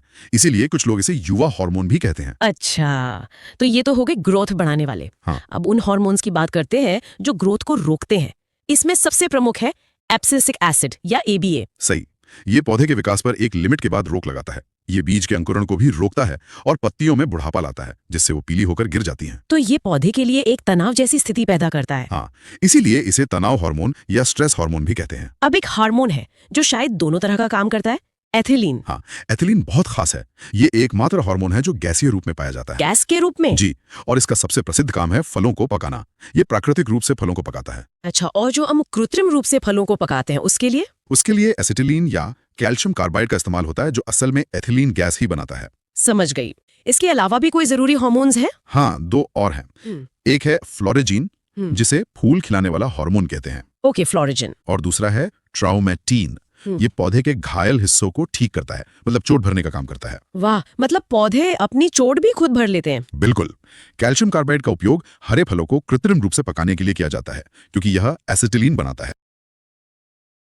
चलिए, तो अब अगला चैप्टर देखते हैं, मानव ग्रंथियां। हाँ। हमारे शरीर के अंदर ना एक पूरी दुनिया चल रही है, जिसमें छोटे छोटे केमिकल मैसेंजर इधर से उधर भाग रहे हैं। बिल्कुल। और यही तय करते हैं कि हमें कब भूख लगेगी, कब नींद आएगी या कब गुस्सा आएगा। सही बात है। और इन सारे मैसेंजर्स को बनाने वाले जो कारखाने हैं, उन्हें हम कहते हैं ग्रंथियां। हाँ, आज हम इन्हीं की दुनिया में उतरने वाले हैं। बिल्कुल। ये ग्रंथियां अब समझिए हमारे शरीर की एक खुफिया सरकार की तरह हैं। खुफिया सरकार? हाँ, जो पर्दे के पीछे से सब कुछ कंट्रोल करती हैं। आज का हमारा मिशन इसी सरकार के काम करने के तरीके को समझना है। हम जानेंगे कि ये ग्रंथियां कितने तरह की होती हैं, ये हार्मोन और एंजाइम कैसे बनाती हैं, और ये हमारे शरीर की मास्टर कंट्रोलर क्यों कहलाती हैं। ठीक है, तो सबसे बुनियादी सवाल से शुरू करते हैं। ये ग्रंथि या ग्लैंड आखिर है क्या? देखिए, सरल शब्दों में ये कोशिकाओं का एक समूह है, एक ऑर्गन है। अच्छा। हमारा शरीर खरबों कोशिकाओं से बना है। जब एक जैसी कोशिकाएं एक टीम बनाती हैं, तो उसे हम ऊतक कहते हैं। टिश्यू। हाँ, टिश्यू। और यही ऊतक मिलकर एक अंग या ग्रंथि बनाते हैं। तो ग्रंथि का काम है कुछ खास केमिकल बनाना और छोड़ना। और इन्हें 3 मुख्य टीमों में बांटा गया है। पहली है बहिर्स्रावी या एक्सोक्राइन ग्लैंड्स। हाँ, एक्सोक्राइन। इनके पास अपनी पाइपलाइन होती है, अपनी नली होती है। नली? हाँ, एक डक्ट। जैसे हमारी पसीने की ग्रंथि, उसकी अपनी एक छोटी सी पाइप है जो पसीने को त्वचा तक पहुंचाती है। अच्छा, मतलब ये डायरेक्ट डिलीवरी सर्विस की तरह है। बिल्कुल। तो फिर दूसरी टीम है अंतःस्रावी या एंडोक्राइन ग्लैंड्स। हाँ, एंडोक्राइन। हाँ। ये इनसे अलग कैसे है? अगर एक्सोक्राइन के पास प्लम्बिंग सिस्टम है तो एंडोक्राइन के पास कोई पाइपलाइन नहीं है, कोई नली नहीं। कोई नली नहीं। इसीलिए इन्हें नलिका विहीन कहते हैं। ये अपना संदेश, जिसे हम हार्मोन कहते हैं, सीधे खून में छोड़ देती हैं। ओ, सीधा ब्लड स्ट्रीम में। जी, और खून उसे पूरे शरीर में उसकी सही मंजिल तक ले जाता है। ये तो बहुत बड़ा अंतर है। और तीसरी टीम है मिश्रित ग्रंथियां। मिक्स्ड ग्लैंड्स, ये शरीर के मल्टीटास्कर हैं। ये दोनों काम करती हैं। मतलब ये प्लम्बर भी हैं और कुरियर सर्विस भी। हाँ, बिल्कुल सही कहा। आपने 2 शब्द इस्तेमाल किए, एंजाइम और हार्मोन। इनमें अक्सर लोग कंफ्यूज हो जाते हैं। बहुत अच्छा सवाल है। देखिए, हार्मोन दूर तक भेजे जाने वाले संदेश हैं। मैसेज। हाँ, मैसेज। ये खून के जरिए यात्रा करते हैं और शरीर के दूसरे अंगों को बताते हैं कि उन्हें क्या करना है। वहीं एंजाइम्स जो हैं, वो काम करने वाले हैं। मतलब वर्कर। बिल्कुल, ये उत्प्रेरक होते हैं। ये किसी काम को तेजी से करवाते हैं, जैसे पेट में भोजन को पचाना। ये यात्रा नहीं करते, उसी जगह काम करते हैं जहां बनते हैं। और एक मजे की बात लिखी है कि खोजा गया पहला हार्मोन सिक्रेटिन था। और ये एक मोमेंट था विज्ञान के लिए। अच्छा। क्योंकि इससे पहले सबको लगता था कि शरीर का सारा कम्युनिकेशन दिमाग और नसों से होता है। सेक्रेटिन की खोज ने साबित किया हाँ। कि हमारा शरीर केमिकल्स के जरिए भी बात करता है। इसने एंडोक्रिनोलॉजी की नींव रखी। चलिए, तो पहले उन प्लम्बर्स की बात करते हैं। बहिर्स्रावी ग्रंथियां, इनके काम को तो हम महसूस कर सकते हैं, है ना? बिल्कुल, जैसे रोते समय आंसू निकलना। हाँ, अश्रु ग्रंथि। या मुंह में लार बनना, लार ग्रंथि। त्वचा को तैलीय रखने वाली सीबम ग्रंथि और पसीना बनाने वाली श्वेत ग्रंथि। महिलाओं में दुग्ध ग्रंथि भी इसी में आती है। जी हाँ, और इसी लिस्ट में एक सुपरस्टार भी है। कौन? यकृत, यानी लिवर। अरे हाँ, ये तो हमारे शरीर की सबसे बड़ी ग्रंथि है। वजन लगभग 1.5 से 2 किलो तक। बिल्कुल, ये हमारे शरीर की सबसे बड़ी केमिकल फैक्ट्री है। इसके सैकड़ों काम हैं, पर 2 मुख्य हैं। वो क्या है? पहला, ये पित्त यानी बाइल बनाता है, जो फैट को पचाने के लिए बहुत जरूरी है। और दूसरा, ये हमारे शरीर का डिटॉक्स सेंटर है। हम जो भी खाते पीते हैं, उसमें मौजूद हानिकारक पदार्थों को फिल्टर करके बाहर निकालने का काम यकृत ही करता है। ये तो बहुत जरूरी काम हुआ। जी हाँ, और इसमें खुद को ठीक करने की एक अविश्वसनीय क्षमता होती है। सच में? हाँ, यकृत हमारे शरीर का एकमात्र ऐसा अंग है जो खुद को दोबारा उगा सकता है। अगर इसका बड़ा हिस्सा भी काट दिया जाए तो ये कुछ ही हफ्तों में वापस अपने साइज में आ सकता है। अरे वाह, ये तो अद्भुत है। सचमुच। तो अब बात करते हैं उस खुफिया नेटवर्क की जो हमारे शरीर को अंदर से कंट्रोल करता है, और इसका हेडक्वार्टर हमारे दिमाग में है। एकदम सही। और उस हेडक्वार्टर में सबसे अहम है पिट्यूटरी ग्लैंड या पीयूष ग्रंथि। हाँ, इसे मास्टर ग्रंथि कहते हैं। पर क्यों? क्योंकि ये लगभग सभी दूसरी अंतःस्रावी ग्रंथियों को नियंत्रित करती है। पर असल में ये मास्टर से ज्यादा एक मिडिल मैनेजर है। मिडिल मैनेजर मतलब इसके ऊपर भी कोई बॉस है? बिल्कुल, इसका बॉस है हाइपोथैलेमस। अच्छा। हाइपोथैलेमस शरीर का सीईओ है। वो पीयूष ग्रंथि को ऑर्डर देता है और मटर के दाने जितनी छोटी है ग्रंथि उन ऑर्डर्स को बाकी ग्रंथियों तक पहुंचाती है। वाह, इतनी छोटी और इतना बड़ा काम। तो ये किस तरह के संदेश भेजती है? इसके कई संदेश हैं। एक है एसटीएच यानी वृद्धि हार्मोन, जो शरीर को बताता है कि अब बड़े होने का समय है। अगर ये ज्यादा हो जाए तो इंसान की लंबाई बहुत ज्यादा बढ़ जाती है और कम रह जाए तो बौनापन हो जाता है। और दूसरे संदेश? एक संदेश है टीएसएच, जो थायराइड ग्रंथि को जगाता है। और महिलाओं में एक और खास संदेश है एलटीएच, जो शिशु के जन्म के बाद मां के शरीर को दूध बनाने का निर्देश देता है। और इसका भी बॉस हाइपोथैलेमस, उसे सुपर मास्टर ग्रंथि कहते हैं। वो क्या करता है? हाइपोथैलेमस हमारे शरीर के सबसे जरूरी फंक्शन कंट्रोल करता है, जैसे शरीर का तापमान, भूख, प्यास। मतलब जो हमारे जीने के लिए जरूरी है। बिल्कुल। दिमाग में एक तीसरी ग्रंथि भी है जो मुझे बहुत रहस्यमयी लगती है, पीनियल ग्रंथि।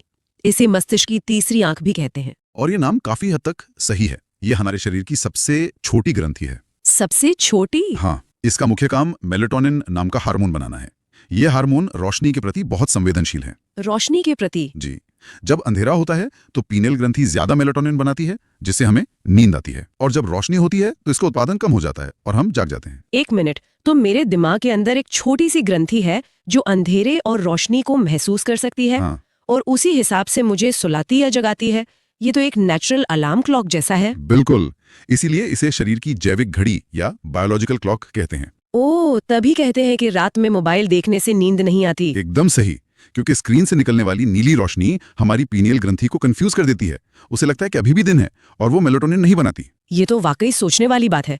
चलिए दिमाग से नीचे उतरकर गले की ओर आते हैं। यहाँ पर थायराइड ग्रंथि है। हाँ, जो एच आकार की होती है। यह हमारे शरीर की सबसे बड़ी अंतःस्रावी ग्रंथि है। सबसे बड़ी एंडोक्राइन? जी, इसे शरीर का एनर्जी रेगुलेटर कह सकते हैं। ये थायरॉक्सिन हार्मोन बनाती है, जो तय करता है कि हमारा शरीर ऊर्जा का उपयोग कितनी तेजी से करेगा। और इसके लिए आयोडीन बहुत जरूरी है ना? जी। नमक के पैकेट पर हमेशा आयोडाइज्ड लिखा होता है। जी हाँ, क्योंकि थायरॉक्सिन बनाने के लिए आयोडीन कच्चा माल है। अगर भोजन में आयोडीन की कमी हो तो ये ग्रंथि ज्यादा मेहनत करने लगती है और सूजकर बड़ी हो जाती है। और इसी को घेंगा या गॉइटर कहते हैं। बिल्कुल। थायराइड की ठीक पीछे कुछ और छोटी ग्रंथियां भी होती हैं, पैराथायराइड। हाँ, ये 4 छोटी छोटी ग्रंथियां हैं। ये हमारे शरीर की कैल्शियम अकाउंटेंट हैं। Calcium accountant? हाँ, इनका एकमात्र काम खून में कैल्शियम के स्तर का हिसाब रखना है। अच्छा। कैल्शियम खून में ले आता है और जब ज्यादा हो जाता है तो दूसरा हार्मोन उसे वापस हड्डियों में जमा कर देता है। वाह, कितना सटीक सिस्टम है। बहुत ही सटीक। अब आते हैं छाती में स्थित थाइमस ग्रंथि पर। इसे प्रतिरक्षा तंत्र का राजा कहा जाता है। हाँ, पर इसके बारे में एक हैरान करने वाली बात है। वो क्या? ये कि ये ग्रंथि उम्र के साथ सिकुड़ती जाती है। क्या सिकुड़ जाती है? जी, ये हमारे शरीर की इम्यूनिटी की ट्रेनिंग एकेडमी है। बचपन और जवानी में ये हमारे टी सेल्स नाम के सैनिकों को ट्रेनिंग देती है कि दोस्त और दुश्मन में फर्क कैसे करना है। तो इसका मतलब जैसे जैसे हमारी उम्र बढ़ती है ये ट्रेनिंग एकेडमी छोटी होती जाती है। बिल्कुल, बुढ़ापे में ये सिकुड़कर बहुत छोटी रह जाती है और यही एक बड़ा कारण है कि वृद्ध लोगों की इम्यूनिटी कमजोर हो जाती है और वे ज्यादा बीमार पड़ते हैं। ये तो बहुत महत्वपूर्ण जानकारी है। चलिए अब पेट की ओर बढ़ते हैं। किडनी के ठीक ऊपर बैठी अधिवृक्क यानी एड्रीनल ग्लैंड। एड्रेनल ग्लैंड, इसे लड़ो या भागो वाली ग्रंथि कहते हैं। हाँ, ये हमारे शरीर का इमरजेंसी बटन है। Emergency button. कल्पना कीजिए आप सड़क पार कर रहे हैं और अचानक एक तेज रफ्तार गाड़ी सामने आ जाती है। जी। उस 1 सेकंड में आपके शरीर में जो कुछ भी होता है, दिल की धड़कन तेज हो जाती है, सांसें फूलने लगती हैं। सही, वो सब इस ग्रंथि की वजह से होता है। ये खतरे को देखते ही एड्रेनलिन नाम का हार्मोन खून में छोड़ देती है। अच्छा। ये हार्मोन शरीर को सुपरचार्ज कर देता है ताकि आप उस आपातकालीन स्थिति से लड़ सकें, फाइट, या भाग सकें, फ्लाइट। इसीलिए इसे 3F ग्रंथि कहते हैं, फियर, फाइट, फ्लाइट। बिल्कुल। मुझे तो लगता है मेरी एड्रीनल ग्रंथि हर सुबह ट्रैफिक में ही अपना सारा कोटा पूरा कर लेती है। ये आज के समय की एक बड़ी समस्या है। अंत में अंतःस्रावी ग्रंथियों में आती है जनन ग्रंथियां या गोनाड्स। जी, जो पुरुषों और महिलाओं में अलग अलग होती हैं। पुरुषों में वृषण यानी टेस्टीज होते हैं जो टेस्टोस्टेरोन हार्मोन बनाते हैं। ये पुरुषों में दाढ़ी, मुंह छाने और आवाज के भारी होने के लिए जिम्मेदार है। हाँ, और महिलाओं में अंडाशय यानी ओवरीज होते हैं जो कई हार्मोन बनाते हैं। हाँ, मुख्य रूप से एस्ट्रोजन, प्रोजेस्टेरॉन और रिलैक्सिन। ये महिलाओं में यौन लक्षणों, मासिक चक्र और गर्भावस्था में मदद करते हैं। तो अब तक हमने प्लम्बर्स और सीक्रेट एजेंट नेटवर्क को समझ लिया। अब उस मल्टीटास्कर की बारी है जो दोनों है, मिश्रित ग्रंथि। और इसका सबसे बेहतरीन उदाहरण है अग्नाशय यानी पैंक्रियास। पैंक्रियास। ये एक ही समय में दोहरी भूमिका निभाता है। एक तरफ ये एक बहिस्रावी ग्रंथि के रूप में पाचन एंजाइम छोटी आंत में भेजता है भोजन को तोड़ने के लिए, सही। और दूसरी तरफ एक अंतःस्रावी ग्रंथि के रूप में इसके अंदर बीटा कोशिकाएं होती हैं जो सीधे खून में इंसुलिन नाम का हार्मोन छोड़ती हैं। इंसुलिन, ये नाम तो बहुत सुना हुआ है, खासकर डायबिटीज के संबंध में। बिल्कुल, इसे ऐसे समझिए, इंसुलिन वो चाबी है जो हमारी शरीर की कोशिकाओं का ताला खोलती है ताकि खून में मौजूद शुगर यानी एनर्जी अंदर जा सके। अच्छा, तो डायबिटीज में क्या होता है? डायबिटीज में या तो ये चाबी बनती ही नहीं या फिर कोशिकाओं के तालों में जंग लग जाता है और वो चाबी से खुलते नहीं। तो इसका नतीजा क्या होता है? नतीजा ये कि सारी एनर्जी यानी शुगर खून में बाहरी तैरती रहती है जबकि शरीर की कोशिकाएं अंदर से भूखी मर रही होती हैं। बहुतायत के बीच भुखमरी। बिल्कुल यही होता है। अब अगला चैप्टर देखते हैं, मानव रोग। चलिए इस विषय की गहराई में उतरते हैं। सबसे पहले तो ये समझना जरूरी है कि हम स्वास्थ्य किसे कहते हैं। मतलब विश्व स्वास्थ्य संगठन WHO के अनुसार स्वास्थ्य क्या है? बिल्कुल, स्वास्थ्य का मतलब सिर्फ बीमारी का ना होना नहीं है। हाँ, स्वास्थ्य का मतलब है जब कोई व्यक्ति शारीरिक, मानसिक और सामाजिक तीनों ही स्तर पर पूरी तरह से ठीक हो। ये एक होलिस्टिक अप्रोच है। अच्छा, मतलब अगर कोई शरीर से फिट है लेकिन मानसिक रूप से परेशान है तो उसे स्वस्थ नहीं माना जाएगा। सही कहा। और जब इस संतुलन में गड़बड़ी होती है तभी रोग होते हैं। रोगों को समझने के लिए 2 शब्द जानना बहुत जरूरी है, रोगजनक यानी पैथोजन और रोगवाहक यानी वेक्टर। हाँ, और ये अंतर समझना बहुत जरूरी है। सुनने में एक जैसे लगते हैं पर हैं बहुत अलग। देखिए, रोगजनक वो असली गुनहगार है जो बीमारी पैदा करता है, जैसे कोई बैक्टीरिया या वायरस। ओके। और रोगवाहक वो है जो इस गुनहगार को हम तक पहुंचाता है। अच्छा, जैसे मलेरिया में? बिल्कुल, मलेरिया में बीमारी पैदा करने वाला असली अपराधी तो प्लाज्मोडियम नाम का प्रोटोजोआ है। तो प्लाज्मोडियम रोगजनक हुआ? हाँ, और उसे हमारे शरीर तक पहुंचाने का काम करती है मादा एनोफिलीज मच्छर, तो वो हो गई रोगवाहक। यह तो बहुत साफ हो गया। तो चलिए सबसे पहले असली गुनहगारों यानी बैक्टीरिया से होने वाली बीमारियों से शुरू करते हैं। ठीक है। वैसे बैक्टीरिया की खोज एंटोनी वॉन ल्यूवेनहॉक ने की थी। उन्हें जीवाणु विज्ञान का पिता भी कहते हैं। लेकिन जीवाणु नाम उन्हें एरनबर्ग ने दिया था। सही। तो बैक्टीरिया से होने वाली बीमारियों में सबसे पहले देखते हैं टाइफाइड को। हाँ, टाइफाइड जिसे आंत्र ज्वर भी कहते हैं। इसका मतलब है आंत का बुखार, है ना? जी, इसका बैक्टीरिया सैल्मोनेला टाइफी दूषित पानी या खाने के जरिए हमारी आंतों पर हमला करता है। और इसके लिए एक खास टेस्ट भी होता है। हाँ, विडाल टेस्ट। ये नाम याद रखना जरूरी है। और हैजा यानी कॉलेरा? हाँ, वो भी तो आंतों पर ही असर डालता है। बिल्कुल, उसका बैक्टीरिया है विब्रियो कोलेरी। इसमें लगातार दस्त और उल्टी से शरीर में पानी की बहुत कमी हो जाती है। यानी ये दोनों बीमारियां हमें साफ सफाई की अहमियत सिखाती हैं। अब कुछ बीमारियां ऐसी हैं जो हमारे श्वसन तंत्र पर हमला करती हैं, जैसे निमोनिया। निमोनिया में डिप्लोकोकस निमोनिया नाम का बैक्टीरिया सीधे हमारे फेफड़ों को मतलब लंग्स को निशाना बनाता है। अच्छा। फेफड़ों में पानी या मवाद भर जाता है, जिससे मरीज को तेज बुखार, ठंड और सांस लेने में तकलीफ होती है। और इसी से जुड़ा एक सवाल है, बचपन में एक टीका लगता है, डीपीटी का, वो एक साथ 3 बीमारियों से बचाता है। ये कौन सी बीमारियां हैं? बहुत अच्छा सवाल है। डीपीटी में डी का मतलब है डिप्थीरिया। डिप्थीरिया? हाँ, इसमें बैक्टीरिया गले में एक मोटी झिल्ली बना देता है, जिससे श्वास नली ब्लॉक हो सकती है। मतलब ये बहुत खतरनाक हो सकता है। और पी का क्या मतलब है? पी का मतलब है पर्टूसिस, जिसे हम आम भाषा में काली खांसी कहते हैं। ओके। इसमें मरीज को खांसी के ऐसे दौरे पड़ते हैं कि सांस लेना मुश्किल हो जाता है। और टी मतलब टेटनस, जिसे लॉक जॉ भी कहते हैं। बिल्कुल। इसका बैक्टीरिया क्लोस्ट्रीडियम टेटानी घाव के जरिए शरीर में घुसकर हमारे तंत्रिका तंत्र पर हमला करता है। इसीलिए कहते हैं कि जंग लगी चीज से चोट लगने पर इंजेक्शन लगवा लेना चाहिए। जी। इससे मांसपेशियों में, खासकर जबड़े में भयानक अकड़ान आ जाती है। तो एक डीपीटी का टीका इन 3 बड़े खतरों से सुरक्षा देता है। कमाल है। अब एक और बीमारी की बात करते हैं, प्लेग। इसे ब्लैक डेथ भी कहा जाता था। हाँ, और इसका कारण था 14वीं सदी में इसने यूरोप की आधी आबादी खत्म कर दी थी। और ये फैलती थी चूहों से, है ना? इसका बैक्टीरिया यर्सीनिया पेस्टिस मुख्य रूप से चूहों में पाया जाता है। चूहों पर रहने वाले पिस्सू जब इंसानों को काटते हैं तो ये फैल जाता है। अच्छा। और ये शरीर में कहाँ हमला करता है? ये हमारे लसिका ग्रंथियों यानी लिम्फ नोड्स और फेफड़ों पर हमला करता है। ठीक है। अब 2 और बड़ी बीमारियां, कुष्ठ रोग और क्षय रोग यानी टीबी। इनके बैक्टीरिया के नाम भी मिलते जुलते हैं। हाँ, कुष्ठ रोग यानी लेप्रेसी का बैक्टीरिया है माइकोबैक्टीरियम लेप्री और टीबी का है माइकोबैक्टीरियम ट्यूबरकुलोसिस। कुष्ठ रोग त्वचा और नसों को प्रभावित करता है। जी, और इसके इलाज के लिए एमडीटी मतलब मल्टी ड्रग थेरेपी का इस्तेमाल होता है।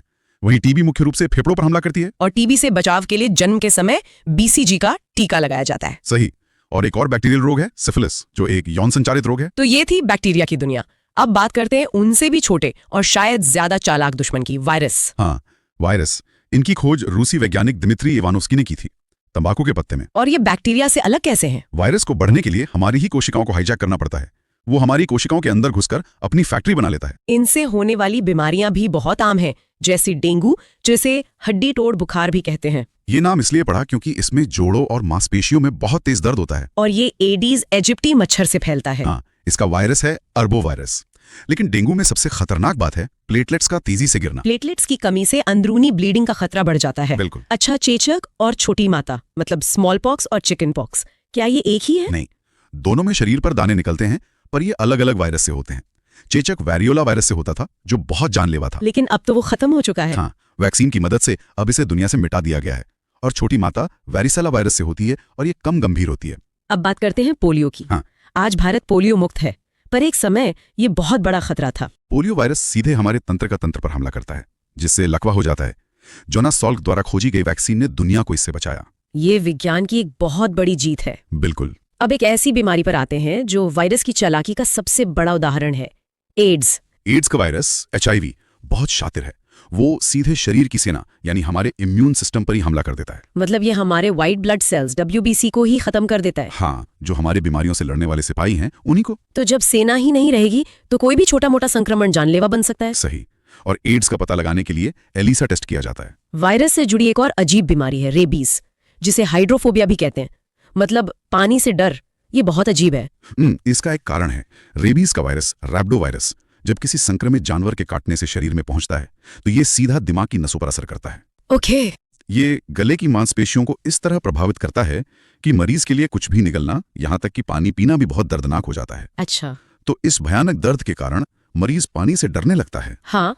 और इसके टीके की खोज महान वैज्ञानिक लुई पास्चर ने की थी। कमाल है। अच्छा, और जुकाम, वो भी तो वायरस से ही होता है? जी, राइनो वायरस से। इसके अलावा गलसुआ यानी मम्स, पीलिया, ट्रकोमा और मेनिंजाइटिस भी वायरस से होने वाले रोग हैं। ठीक है, तो हमने बैक्टीरिया और वायरस देख लिए। अब अगली श्रेणी है प्रोटोजोआ। प्रोटोजोआ एक कोशिका वाले जीव हैं। मलेरिया के अलावा इनसे एक और बीमारी होती है, सोने की बीमारी। सोने की बीमारी मतलब इसमें बहुत नींद आती है? हाँ, इसका प्रोटोजोआ ट्रिपेनोसोमा सीसी मक्खी के काटने से फैलता है और हमारे दिमाग पर असर करता है, जिससे मरीज को बहुत ज्यादा नींद आती है। और पायरिया, जो मसूड़ों की समस्या है? सही। पायरिया एंटरमीबा जिंजुएलिस नाम के प्रोटोजोआ से होता है, जिससे मसूड़ों में सूजन आती है और खून निकलता है। जी। इसी तरह पेचिश और कालाजार भी प्रोटोजोआ से होने वाली बीमारियां हैं, जो क्रमशः आंत और अस्थि मज्जा को प्रभावित करती हैं। ठीक है, अब आते हैं फंगस यानी कवक पर। इनसे क्या क्या होता है? फंगस से होने वाले ज्यादातर संक्रमण त्वचा पर होते हैं, जैसे दाद यानी रिंगवर्म। जिसमें त्वचा पर लाल रंग के गोल चकत्ते बन जाते हैं। हाँ, इसका कवक है ट्राइकोफाइटन। और एथलीट फुट, वो भी फंगस से होता है। ये नाम कैसे पड़ा? ये संक्रमण अक्सर उन एथलीट्स को होता है जिनके पैर जूतों में बंद रहने की वजह से नम रहते हैं। अच्छा, इसके अलावा दमा और गंजापन भी कुछ खास तरह के फंगस के कारण हो सकते हैं। तो ये वो बीमारियां थीं जो बाहरी जीवों से होती हैं, लेकिन कुछ बीमारियां तो हमें विरासत में मिलती हैं, मतलब आनुवंशिक रोग। हाँ, जेनेटिक डिजीज। ये हमारे डीएनए में हुई एक गलती की तरह है जो पीढ़ी दर पीढ़ी आगे बढ़ती है। इसका एक क्लासिक उदाहरण है हीमोफीलिया। हीमोफीलिया, जिसे शाही बीमारी भी कहते हैं। इसे शाही बीमारी इसलिए कहते हैं क्योंकि ये ब्रिटेन की महारानी विक्टोरिया के वंशजों में फैली थी। इसमें चोट लगने पर खून का थक्का आसानी से नहीं बनता। और एक और आम समस्या है वर्णांधता यानी कलर ब्लाइंडनेस। इसमें रोगी आमतौर पर लाल और हरे रंग में फर्क नहीं कर पाता। कुछ बीमारियां हमारे गुणसूत्रों यानी क्रोमोसोम्स की संख्या में गड़बड़ी से भी होती हैं, जैसे डाउन सिंड्रोम। बिल्कुल, एक स्वस्थ इंसान में 46 क्रोमोसोम होते हैं। डाउन सिंड्रोम में एक अतिरिक्त क्रोमोसोम आ जाता है, जिससे कुल संख्या 47 हो जाती है। इससे व्यक्ति का मानसिक और शारीरिक विकास प्रभावित होता है। हाँ, और इसे मंगोलिज्म भी कहते हैं। और टर्नर सिंड्रोम इसका उल्टा है। हाँ, टर्नर सिंड्रोम सिर्फ स्त्रियों में होता है और इसमें एक क्रोमोसोम कम हो जाता है, यानी कुल 45 रह जाते हैं, जिससे उनका शारीरिक विकास रुक जाता है और बांझपन होता है। इसी तरह क्लीनेफेल्टर सिंड्रोम पुरुषों में होता है, जिसमें एक अतिरिक्त क्रोमोसोम होने से उनमें नपुंसकता आ जाती है। और हमारी सूची में आखिरी आनुवंशिक रोग है पटाव सिंड्रोम। ये भी क्रोमोसोम की संख्या में गड़बड़ी से होता है। इसमें जन्म से ही बच्चे का ऊपरी होंठ कटा हुआ हो सकता है और तालू में दरार होती है।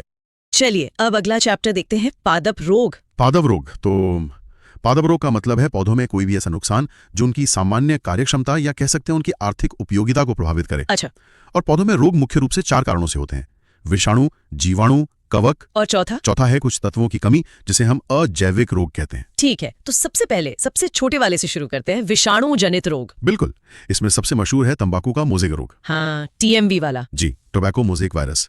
इसमें होता क्या है कि पत्तियां सिकुड़ जाती हैं और छोटी हो जाती हैं। ऐसा क्यों होता है? क्योंकि ये वायरस पत्तियों का क्लोरोफिल नष्ट कर देता है, मतलब पौधे की खाना बनाने की फैक्ट्री ही बंद। और आलू में भी तो कुछ ऐसा ही होता है, आलू का मोज़ेक रोग। हाँ, वो होता है पोटैटो वायरस एक्स के कारण। लक्षण लगभग वैसे ही है, पत्तियों पर चितकबरापन आ जाता है और पौधा वो बौना रह जाता है। लेकिन एक और बहुत दिलचस्प बीमारी है केले का बंकी टॉप रोग। बंकी टॉप, ये कैसा नाम है? इसका कारण है बनाना वायरस 1। इसमें केले का पौधा बौना रह जाता है और उसकी सारी पत्तियां वो ऊपर की तरफ एक गुलाब की कली की तरह इकट्ठी हो जाती हैं। अरे वाह, एक गुच्छे की तरह। बिल्कुल, इसलिए इसे बंकी टॉप कहते हैं। और एक रंग परिवर्तन भी होता है ना वायरस की वजह से। जी हाँ, इसमें पत्तियों का हरा रंग खत्म हो जाता है और वे पीली या सफेद हो जाती हैं। इसके भी 2 पैटर्न हैं। कौन कौन से? एक है वेन क्लियरिंग। इसमें पत्ती की जो नसें होती हैं, मतलब शिराएं, वो पीली हो जाती हैं और बाकी हिस्सा हरा रहता है। तो दूसरा इसका उल्टा होगा, शिराएं हरी और बाकी पत्ती पीली। एकदम सही पकड़ा, उसे वेन बेंडिंग कहते हैं। चलिए, तो ये तो हो गए वायरस। अब आते हैं जीवाणु यानी बैक्टीरिया पर। हाँ, तो अब देखते हैं जीवाणु से होने वाले रोग।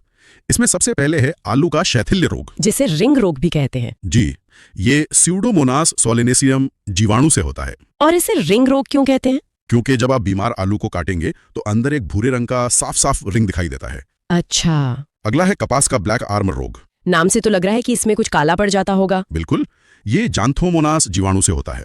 इसमें पत्तियों पर पहले तो पानी जैसी छोटी छोटी संरचना बनती है जो बाद में भूरी हो जाती है और तनों पर काले धब्बे पड़ जाते हैं। और यही ज़ैंथोमोनास धान को भी नुकसान पहुंचाता है? हाँ, धान का अंगमारी रोग। इसका कारण ज़ैंथोमोनास ओराइजी जीवाणु है। इसमें पत्तियों पर पीले हरे धब्बे बनते हैं जो बाद में किनारों पर भूरे हो जाते हैं और पत्ती वो मुरझा जाती है। और नींबू में भी तो इसी का हमला होता है, साइट्रस कैंकर। हाँ, वो बहुत गंभीर रोग है। वो ज़ैंथोमोनास सिट्री के कारण होता है। मैंने देखा है इसमें फलों पर बहुत भद्दे दाग पड़ जाते हैं। सिर्फ फलों पर नहीं, इससे नींबू के फल, पत्तियां और यहाँ तक कि शाखाओं पर भी भूरे उभरे हुए दाग बन जाते हैं। ठीक है, और एक है गेहूं का टुंडू रोग। हाँ, ये कॉरिनोबैक्टीरियम ट्रिटिकी जीवाणु से होता है। इसमें क्या होता है? इसमें पत्तियों का निचला भाग मुड़ जाता है, पर इसकी असली पहचान है गेहूं की बालियों से एक पीला चिपचिपा पदार्थ निकलता है। चिपचिपा पदार्थ? जी, और यही पदार्थ उन्हें नष्ट कर देता है, दाने बन ही नहीं पाते। तो पौधों में ज्यादातर बीमारियां तो शायद कवक यानी फंगस से होती है ना? बिल्कुल सही, सबसे बड़ा गिरोह इन्हीं का है। तो चलिए इनके कुछ कारनामे देखते हैं। आलू का वाट रोग। हाँ, ये सिंकाइट्रियम एंडोबायोटिकम नाम के कवक से होता है। वाट मतलब? मस्सा। अच्छा, तो इसमें आलू के ऊपर मस्से जैसी गांठें बन जाती हैं? बिल्कुल, काली मस्से जैसी गांठें। लेकिन आलू की इससे भी खतरनाक बीमारी है, उत्तर भावी अंगमारी, जिसे लेट ब्लाइट कहते हैं। हाँ, लेट ब्लाइट। ये फाइटोप्थोरा इन्फेस्टेंस कवक से होता है। पत्तियों पर पहले भूरे धब्बे बनते हैं जो बाद में बड़े होकर काले हो जाते हैं और पत्तियां ऐसा लगता है जैसे झुलस गई हों। बाजरे में भी एक बीमारी है, ग्रीन ईयर रोग। इसे डाउनी मिल्ड्यू भी कहते हैं शायद। जी, ये स्क्लेरोस्पोरा ग्लैमिनिकोला कवक के कारण होता है।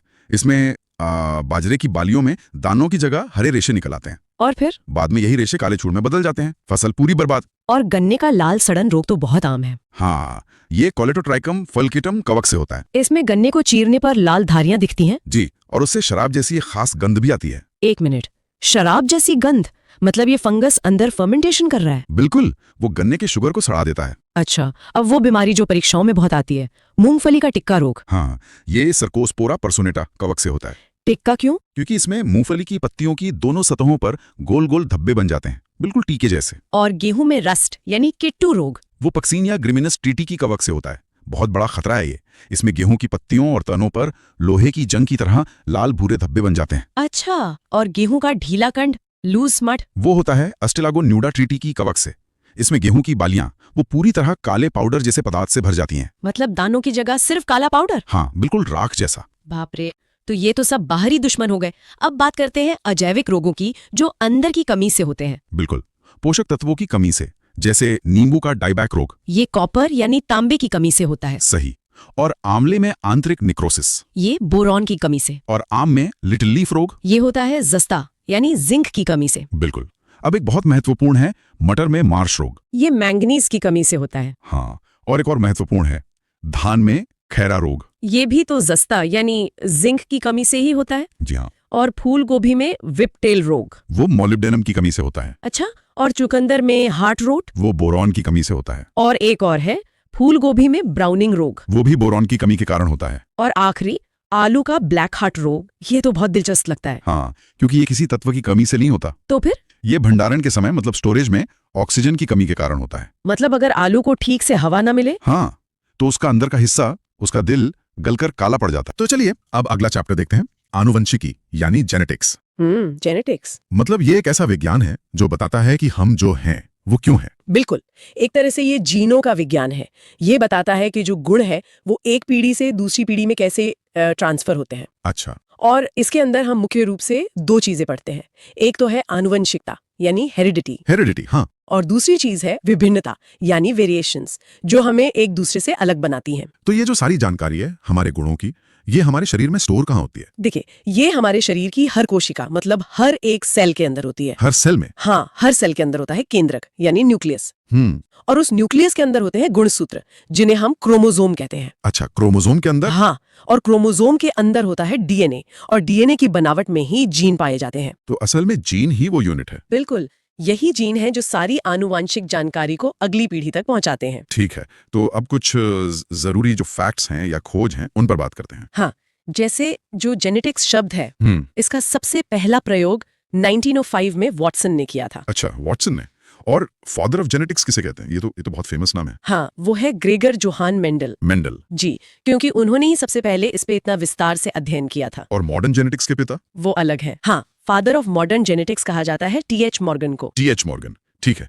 और जीन शब्द किसने दिए? जीन शब्द 1909 में जॉनसन ने दिया था। और ये तो हम जानते ही हैं कि डीएनए ही आनुवांशिक गुणों का वाहक है। चलिए तो अब गुणसूत्रों पर आते हैं। मनुष्यों में इनकी व्यवस्था कैसी होती है? एक सामान्य मनुष्य में 46 गुणसूत्र होते हैं। 46? हाँ, जो 23 जोड़ों में मतलब 23 पेयर्स में होते हैं। अच्छा। इनमें से जो 44 गुणसूत्र हैं यानी 22 जोड़े, वो कहलाते हैं ऑटोसोम। ऑटोसोम। इनका क्या काम है? इनका काम है शरीर का निर्माण करना। मतलब हमारी जो अंग है, बनावट है, वो सब। ठीक है, तो ये 44 हो गए, और बाकी के 2? बाकी का जो एक जोड़ा है, यानी 2 गुणसूत्र, वो होते हैं सेक्स क्रोमोसोम। अच्छा। और जैसा नाम से ही पता चल रहा है, ये लिंग का निर्धारण करते हैं। तो ये पुरुष और महिला में कैसे अलग होता है?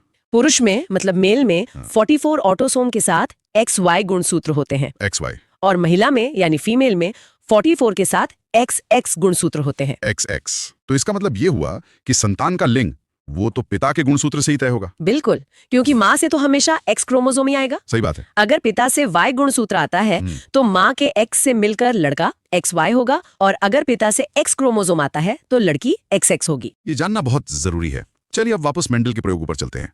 उन्होंने अपने प्रयोग मटर के पौधे पर किए थे ना? हाँ, मटर के पौधे पर, जिसका साइंटिफिक नाम है पाइसम सटाइवम। उन्होंने मटर को ही क्यों चुना? कोई खास वजह? हाँ, कई वजह थी।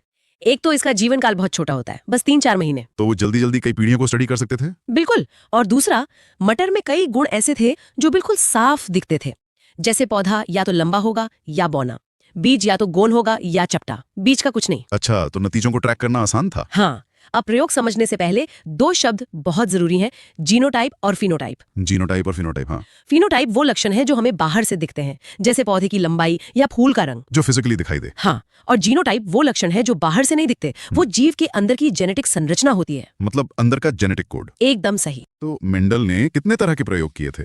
मुख्य रूप से दो तरह के प्रयोग किए। पहला था एकल संकरण यानी मोनोहाइब्रिड क्रॉस, मोनोहाइब्रिड क्रॉस, और दूसरा था द्विसंकरण यानी डायहाइब्रिड क्रॉस। ठीक है, तो पहले एकल संकरण की बात करते हैं। हाँ, इसमें क्या हुआ? इसमें मेंडल ने एक ही लक्षण लिया। उन्होंने एक शुद्ध लंबा पौधा लिया जिसका जीनोटाइप था टीटी, और एक शुद्ध बौना पौधा लिया जिसका जीनोटाइप था टीटी, और इनका क्रॉस कराया। हाँ, जब इनका क्रॉस कराया तो जो पहली पीढ़ी हुई जिसे F1 जनरेशन कहते हैं, उसमें सारे के सारे पौधे लंबे हुए। सारे? एक भी बौना नहीं? एक भी नहीं।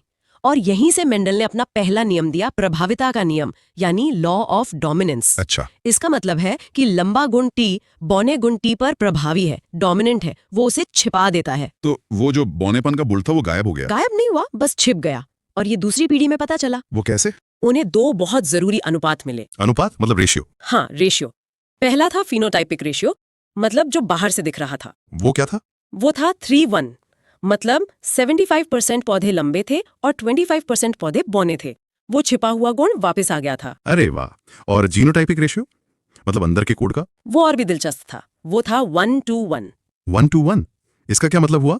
इसका मतलब था कि एक पौधा शुद्ध लंबा था, टीटी, दो पौधे अशुद्ध या संकर लंबे थे, टीटी, और एक पौधा शुद्ध बौना था, टीटी। अच्छा, तो बाहर से दिखने वाले 3 लंबे पौधों में से असल में 2 हाइब्रिड थे। बिल्कुल। ये तो बहुत ही कमाल की खोज थी। अब द्विसंकरण प्रयोग की बात करते हैं। हाँ, डायहाइब्रिड क्रॉस।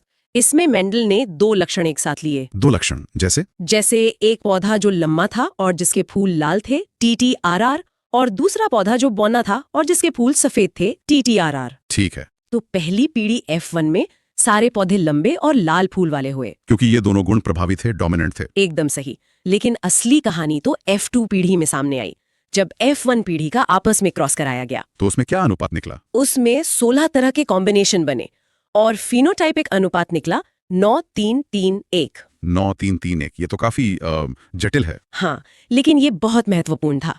इसका मतलब था 9 पौधे लंबे और लाल फूल वाले थे, 3 पौधे लंबे और सफेद फूल वाले। अच्छा, एक नया कॉम्बिनेशन। हाँ, 3 पौधे बौने और लाल फूल वाले, ये भी नया था। और आखिर का एक? और सिर्फ एक पौधा बौना और सफेद फूल वाला था। तो इसका जीनोटाइपिक अनुपात तो और भी मुश्किल होगा। हाँ, वो बहुत जटिल है। 1:1:2:4:2:1:1। उसे याद रखने की जरूरत नहीं। ठीक है, तो इन सभी प्रयोगों के आधार पर मेंडल ने अपने 3 मुख्य नियम दिए हैं ना? जी, 3 नियम। पहला तो हमने देख लिया, प्रभाविता का नियम। हाँ, लॉ ऑफ डोमिनेंस, कि जब दो अलग लक्षणों का क्रॉस होता है तो पहली पीढ़ी में सिर्फ प्रभावी लक्षण ही दिखता है। और दूसरा नियम? दूसरा नियम है पृथक्करण का नियम, यानी लॉ ऑफ सेग्रीगेशन। इसका क्या मतलब है? इसका मतलब है कि जब युग्मक यानी गैमीट बनते हैं तो हर लक्षण के जीन यानी एलील्स एक दूसरे से अलग हो जाते हैं। अच्छा, इसीलिए इसे युग्मकों की शुद्धता का नियम भी कहते हैं। हर गैमीट अपने आप में प्योर होता है। और तीसरा नियम जो डाइहाइब्रिड क्रॉस से निकला? वो है स्वतंत्र अपव्यूहन का नियम, यानी law of independent assortment. Independent assortment? हाँ, इसका मतलब है कि जब दो या ज्यादा लक्षणों की वंशानुगति एक साथ होती है तो एक लक्षण की वंशानुगति दूसरे को प्रभावित नहीं करती। मतलब वो एक दूसरे से स्वतंत्र हैं? बिल्कुल, वे स्वतंत्र रूप से अगली पीढ़ी में जाते हैं। जैसे पौधे की लंबाई का उसके फूल के रंग से कोई लेना देना नहीं है। तो चलिए अब अगला चैप्टर देखते हैं, जय विकास। बिल्कुल, एवोल्यूशन। और ये एक ऐसा टॉपिक है जो मतलब हमेशा से ही बहुत दिलचस्प रहा है। हाँ, कि आखिर हम यहाँ तक पहुंचे कैसे, जीवन की शुरुआत कैसे हुई और फिर उससे इतने अलग अलग तरह के जीव कैसे बन गए। सही बात है। और ये कहानी को एक दिन में नहीं लिखी गई, मतलब सदियों से लोग इसे समझने की कोशिश कर रहे हैं। और शुरुआत के जो आइडियाज थे वो तो आज सुनने में बड़े अजीब लगते हैं। हाँ, जैसे वो विशेष सृजन का सिद्धांत, थ्योरी ऑफ स्पेशल क्रिएशन। हाँ, कि किसी एक सर्वशक्तिमान शक्ति ने सब कुछ जैसा है वैसा ही बना दिया और इसमें कोई सवाल नहीं, बस मान लो। बिल्कुल, ये एक तरह से आस्था पे आधारित बात थी। लेकिन फिर लोगों ने सवाल पूछने शुरू किए और वहीं से एक और थ्योरी आई, अजीवात जीवोत्पत्ति। एबायोजेनेसिस। ये नाम ही बड़ा टेक्निकल है। मतलब क्या था इसका? इसका मतलब बहुत सीधा था कि जीवन निर्जीव चीजों से, मतलब नॉन लिविंग थिंग से अपने आप पैदा हो जाता है। क्या? कैसे? जैसे कीचड़ से मेंढक? एकदम सही पकड़ा। लोगों को यही लगता था। वो देखते थे कि अरे कीचड़ में अचानक मेंढक आ गए तो वो कीचड़ से बने होंगे। एक वैज्ञानिक थे वॉन हेलमुंट। ओह हाँ, उन्होंने तो उन्होंने तो चूहे बनाने की रेसिपी दी थी, है ना? हाँ बिल्कुल। उनका दावा था कि अगर एक पसीने से भीगी कमीज को गेहूं के साथ रख दो तो बस 21 दिन में चूहे अपने आप पैदा हो जाएंगे। क्या बात है। जबकि असल में चूहे तो बस वहां आ जाते होंगे। वही तो। पर उस वक्त ये एक सीरियस साइंटिफिक दावा था। तो फिर इस आइडिया को चुनौती कैसे मिली? इसे चुनौती दी जीवात जीवोत्पत्ति यानी बायोजेनेसिस के सिद्धांत ने, जिसका फंडा बहुत सिंपल था कि जीवन जीवन से ही आता है। बिल्कुल, life comes from pre existing life. लेकिन सिर्फ कहना काफी नहीं था, इसे साबित करना था। और यहीं पर वो मशहूर एक्सपेरिमेंट आता है, लुई पास्चर का। हाँ, उनका शानदार स्वान नेक फ्लास्क एक्सपेरिमेंट। उन्होंने जो किया उसने इस बहस को हमेशा के लिए खत्म कर दिया। क्या था वो प्रयोग, थोड़ा बताइए। और उसे खूब उबाला ताकि सारे बैक्टीरिया मर जाएं। अब फ्लास्क की मुड़ी हुई गर्दन की वजह से हवा तो अंदर आ सकती थी, लेकिन हवा में जो धूल और बैक्टीरिया थे वो उस मोड़ में ही अटक जाते थे। अच्छा, तो घोल तक पहुंच ही नहीं पाते थे? नहीं पहुंच पाते थे। और नतीजा, वो घोल महीनों तक एकदम साफ रहा, कोई जीवन नहीं पनपा। और फिर उन्होंने वो गर्दन तोड़ दी होगी। एकदम सही। जैसे ही गर्दन तोड़ी, बैक्टीरिया सीधे घोल में गिरे और कुछ ही घंटों में बूम, पूरा घोल धुंधला हो गया। तो ये साबित हो गया कि जीवन हवा में मौजूद बैक्टीरिया से आया, घोल से अपने आप पैदा नहीं हुआ। बिल्कुल। पर इसने एक और बड़ा सवाल खड़ा कर दिया कि वो पहला जीवन कहां से आया। एग्जैक्टली। और इसका एक ज्यादा साइंटिफिक जवाब देने की कोशिश की रूस के एआई ओपेरिन ने। अपनी किताब दी ऑरिजिन ऑफ लाइफ में। हाँ, उन्होंने कहा कि जवाब किसी चमत्कार में नहीं बल्कि पृथ्वी की शुरुआती केमिस्ट्री में है। मतलब जो उस समय गैसें थीं और जो माहौल था। बिल्कुल। उन्होंने कहा कि सोचो, अरबों साल पहले पृथ्वी पर ऑक्सीजन नहीं थी, मीथेन, अमोनिया जैसी गैसें थीं, बहुत ज्यादा गर्मी, बिजली कड़कना, यूवी किरणें। तो इन सब गैसों और एनर्जी के रिएक्शन से? हाँ, इन सब के फिजिकल केमिकल रिएक्शन से पहले पानी बना और फिर पानी में जीवन के सबसे पहले बिल्डिंग ब्लॉक्स बने और धीरे धीरे पहली कोशिका। ये ज्यादा लॉजिकल लगता है। अच्छा, तो एक कोशिका बन गई, लेकिन उससे जिराफ और हाथी और हम इंसान कैसे बने? यहीं पर लेमार्क आते हैं। हाँ, जीन बैप्टिस्ट डी लेमार्क वो पहले थे जिन्होंने विकास की एक पूरी थ्योरी दी अपनी किताब फिलोसॉफिक जूलॉजी में। उनके 4 मुख्य बिंदु थे, है ना? पहला था नई आवश्यकताएं। सही। मतलब जब माहौल बदलता है तो जीवों को नई जरूरतें महसूस होती हैं, जैसे जिराफ को ऊंचे पेड़ों की पत्तियां खाने की जरूरत। ठीक है, जरूरत महसूस हुई। फिर दूसरा पॉइंट, अंगों का उपयोग और अनुपयोग। हाँ, कि जिन अंगों का ज्यादा इस्तेमाल करो वो विकसित हो जाएंगे और जिनका नहीं करोगे वो गायब हो जाएंगे। बिल्कुल। जैसे जिराफ ने गर्दन का इस्तेमाल किया तो वो लंबी हो गई और सांपों ने पैरों का नहीं किया तो वो गायब हो गए। उनका यही मानना था।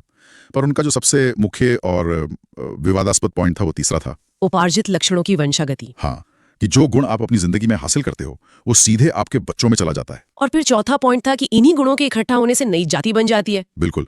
पर इस तीसरे पॉइंट की बहुत आलोचना हुई। हाँ, क्योंकि ये तो सही नहीं लगता। मतलब अगर मैं जिम जाके बॉडी बना लूं तो मेरा बच्चा बॉडी बिल्डर पैदा नहीं होगा। बिल्कुल नहीं। और इसे गलत साबित किया वीजमैन ने। उन्होंने 21 पीढ़ियों तक चूहों की पूंछ काटी। 21 पीढ़ियों तक? हाँ, पर 22वीं पीढ़ी भी पूंछ के साथ ही पैदा हुई। इससे लेमार्क की थ्योरी का ये हिस्सा पूरी तरह खारिज हो गया। तो लेमार्क के बाद आए असली गेम चेंजर, चार्ल्स डार्विन। हाँ, चार्ल्स डार्विन। वो बीगल जहाज पर निकले और दुनिया घूमकर जो देखा उसने सब कुछ बदल दिया। उन्होंने दिया प्राकृतिक वर्ण यानी नेचुरल सिलेक्शन का सिद्धांत। बिल्कुल। उनकी किताब ओरिजिन ऑफ स्पीशीज के जो पॉइंट्स हैं वो आज भी विकास को समझने का आधार है। पहला पॉइंट तो था संतान उत्पत्ति की प्रचुर क्षमता। मतलब हर जीव जरूरत से ज्यादा बच्चे पैदा करता है। हाँ, एक मछली लाखों अंडे देती है पर वो सब जिंदा नहीं रहते। क्यों? क्योंकि यहीं से शुरू होता है दूसरा पॉइंट, जीवन संघर्ष। स्ट्रगल फॉर एग्जिस्टेंस, भोजन के लिए, जगह के लिए, सुरक्षा के लिए। बिल्कुल। और इस संघर्ष में कौन बचेगा, यहीं आता है तीसरा और सबसे जरूरी पॉइंट, योग्यतम की उत्तरजीविता। Survival of the fittest. और यहाँ फिट का मतलब सबसे ताकतवर नहीं है। नहीं, बिल्कुल नहीं। फिट का मतलब है जो अपने माहौल के सबसे अनुकूल हो, जो बेस्ट एडेप्टेड हो। लेकिन एक ही परिवार के बच्चों में से कोई ज्यादा फिट कैसे हो सकता है? वो तो एक जैसे ही होते हैं। यही डार्विन का चौथा पॉइंट आता है, विविधता यानी वेरिएशन। कोई भी दो जीव हूबहू एक जैसे नहीं होते, उनमें छोटे छोटे फर्क होते हैं। अच्छा, और इन फर्कों में से कुछ फायदेमंद हो सकते हैं? एकदम सही। और जिन जीवों में ये फायदेमंद फर्क होते हैं उनके बचने की और बच्चे पैदा करने की संभावना बढ़ जाती है। और फिर ये फायदेमंद गुण अगली पीढ़ी में चले जाते हैं। ये उनका पांचवा और छठा पॉइंट हुआ, अनुकूलन और नई जातियों की उत्पत्ति। हाँ, पीढ़ी दर पीढ़ी ये फायदेमंद बदलाव इकट्ठे होते जाते हैं और लाखों साल बाद एक नई प्रजाति बन जाती है। तो अगर जिराफ का उदाहरण लें तो डार्विन के हिसाब से जिराफ ने गर्दन खींची नहीं। डार्विन के हिसाब से जिराफों के झुंड में पहले से ही कुछ लंबी गर्दन वाले और कुछ छोटी गर्दन वाले थे। ये वेरिएशन था। ठीक है, जब खाना कम हुआ तो लंबी गर्दन वाले पत्तियां खा पाए और जिंदा रहे, छोटी गर्दन वाले खत्म हो गए, तो प्रकृति ने लंबी गर्दन को सिलेक्ट कर लिया। वाह, ये तो सोचने का बिल्कुल अलग तरीका है। पर डार्विन ये नहीं बता पाए थे कि ये वेरिएशन आता कहां से है। उनमें जेनेटिक्स की कमी थी। हाँ, वो उनकी थ्योरी का एक मिसिंग पीस था जिसे बाद में नव डार्विनवाद में जोड़ा गया। ह्यूगो डिवरीज के उत्परिवर्तन सिद्धांत के साथ म्यूटेशन थियरी। बिल्कुल, उत्परिवर्तन यानी डीएनए में अचानक होने वाला कोई बड़ा बदलाव, यही वेरिएशन का असली सोर्स है। इसका सबसे अच्छा उदाहरण तो शायद कोरोना वायरस के वेरिएंट्स हैं। एकदम सटीक उदाहरण है। अल्फा, डेल्टा, ओमिक्रॉन, ये सब क्या थे? ये वायरस के डीएनए में होने वाले म्यूटेशन ही तो थे। और जो म्यूटेशन वायरस को ज्यादा फैलने में मदद करता, वो वाला वेरिएंट फिट हो जाता और फैल जाता। बिल्कुल, ये नेचुरल सिलेक्शन का लाइव डेमो था जो हम सबने देखा। बहुत बढ़िया। अब इन सिद्धांतों के अलावा विकास के कुछ ठोस सबूत भी तो होंगे। हाँ, बिल्कुल है। और एक बहुत मजबूत सबूत मिलता है अंगों की संरचना से। इसमें 2 तरह के अंग बहुत जरूरी हैं, समजात और समरूप। समजात अंग यानी होमोलोगस ऑर्गन्स। हाँ, ये वो अंग है जिनकी मूल संरचना मतलब बेसिक डिजाइन और उत्पत्ति एक जैसी होती है, लेकिन काम अलग अलग होते हैं। जैसे मनुष्य का हाथ और पक्षी का पंख। बिल्कुल, मनुष्य का हाथ, कुत्ते का अगला पैर, व्हेल का फ्लिपर और पक्षी का पंख। बाहर से देखो तो सब अलग हैं, काम भी अलग है। हाँ, कोई पकड़ने के लिए, कोई दौड़ने के लिए, कोई उड़ने के लिए। पर अंदर हड्डियों की बनावट देखो तो पैटर्न बिल्कुल एक जैसा है। एक ऊपरी हड्डी, फिर 2 निचली हड्डियां, फिर कलाई और फिर उंगलियां। इसका मतलब ये हुआ कि इन सब का कोई एक साझा पूर्वज रहा होगा। एकदम सही। अब इसका ठीक उल्टा है समरूप अंग यानी एनालॉगस ऑर्गन्स। तो इनकी संरचना अलग होगी पर काम एक जैसा होगा। सही पकड़ा। सबसे क्लासिक उदाहरण है तितली का पंख और चिड़िया का पंख। दोनों उड़ने के काम आते हैं। हाँ, काम एक है पर बनावट में जमीन आसमान का फर्क है। चिड़िया के पंख में हड्डियां और पर है, तितली का पंख बस एक झिल्ली है। तो इसका मतलब यह है कि इन दोनों ने उड़ने की क्षमता अलग अलग विकसित की है। इनका कोई पंखों वाला साझा पूर्वज नहीं था। बिल्कुल, पक्षी और कीट के पंख समरूप अंग का उदाहरण है। इनका कार्य समान है लेकिन रचना भिन्न होती है। और डार्विन ने बीगल नामक जहाज पर प्रकृतिविद का कार्य किया था। तो चलिए अब अगला चैप्टर देखते हैं, पारिस्थितिकी और आहार श्रृंखला। सबसे पहले बात करते हैं पारिस्थितिकी की, मतलब इकोलॉजी। ये असल में किसी भी जीव और उसके आसपास के माहौल, उसके वातावरण के बीच के जो आपसी संबंध है, उनकी स्टडी है। बिल्कुल, और ये शब्द भी बड़ा दिलचस्प है। ये ग्रीक भाषा के 2 शब्दों से मिलकर बना है। हाँ, ओइकोस और लोगोस। जी, ओइकोस का मतलब है रहने की जगह, घर, और लोगोस का मतलब है अध्ययन। तो सीधे सीधे कहें तो रहने की जगह का अध्ययन। अच्छा, पर इसमें एक कंफ्यूजन हमेशा रहता है, खासकर एग्जाम्स में, कि शब्द का इस्तेमाल सबसे पहले रिटर ने किया था, लेकिन फादर ऑफ इकोलॉजी अर्नेस्ट हैकल को कहा जाता है। ऐसा क्यों? हाँ, ये बहुत अच्छा सवाल है।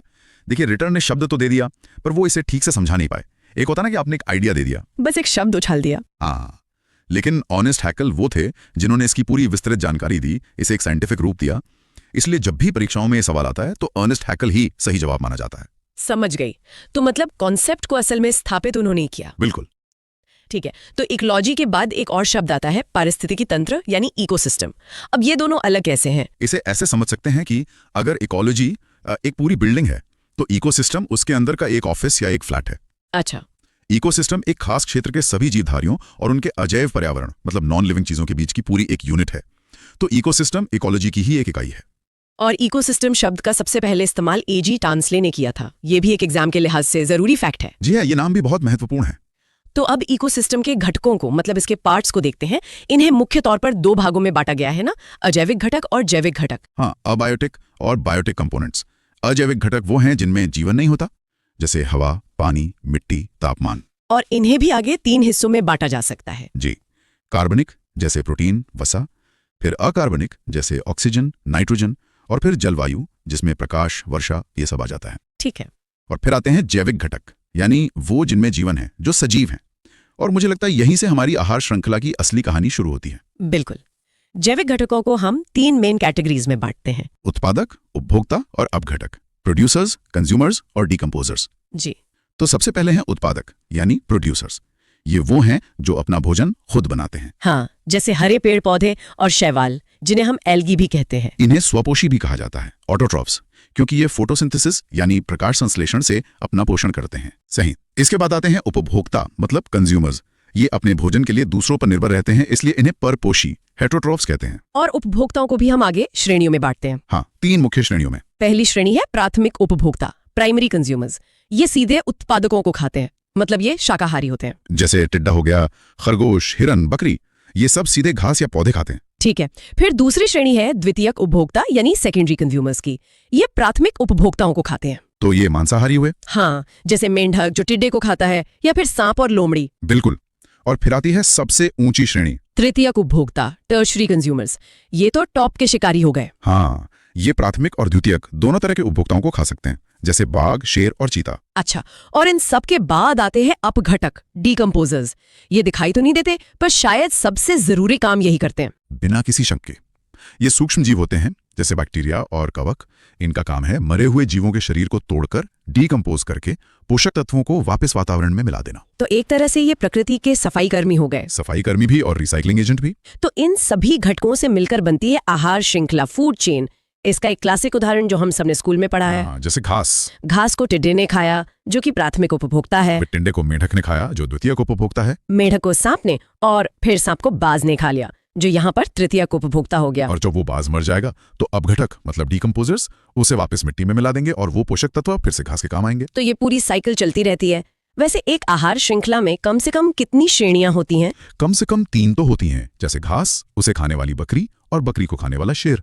और सबसे लंबी श्रृंखला में 5 श्रेणियों तक हो सकती हैं। 5 से ज्यादा क्यों नहीं? उस पर हम अभी आएंगे जब हम ऊर्जा के पिरामिड की बात करेंगे, वो बहुत दिलचस्प है। ठीक है, तो अब बात करते हैं पारिस्थितिक पिरामिड की। इसमें पहला है संख्या का पिरामिड, पिरामिड ऑफ नंबर्स। हाँ, ये पिरामिड दिखाता है कि किसी भी इकोसिस्टम में जीवों की संख्या नीचे से ऊपर की ओर घटती जाती है। मतलब सबसे ज्यादा संख्या उत्पादकों की होती है, यानी पेड़ पौधों की, उनसे कम प्राथमिक उपभोक्ताओं की, और सबसे कम संख्या होती है तृतीयक उपभोक्ताओं की। तो अगर उत्पादक ही कम हो गए तो पूरा सिस्टम गड़बड़ा जाएगा। बिल्कुल, पूरा सिस्टम ढह जाएगा। ठीक है, और दूसरा और शायद सबसे महत्वपूर्ण है ऊर्जा का पिरामिड, पिरामिड ऑफ एनर्जी। जी, और यहीं पर लिंडमैन का 10% का नियम लागू होता है।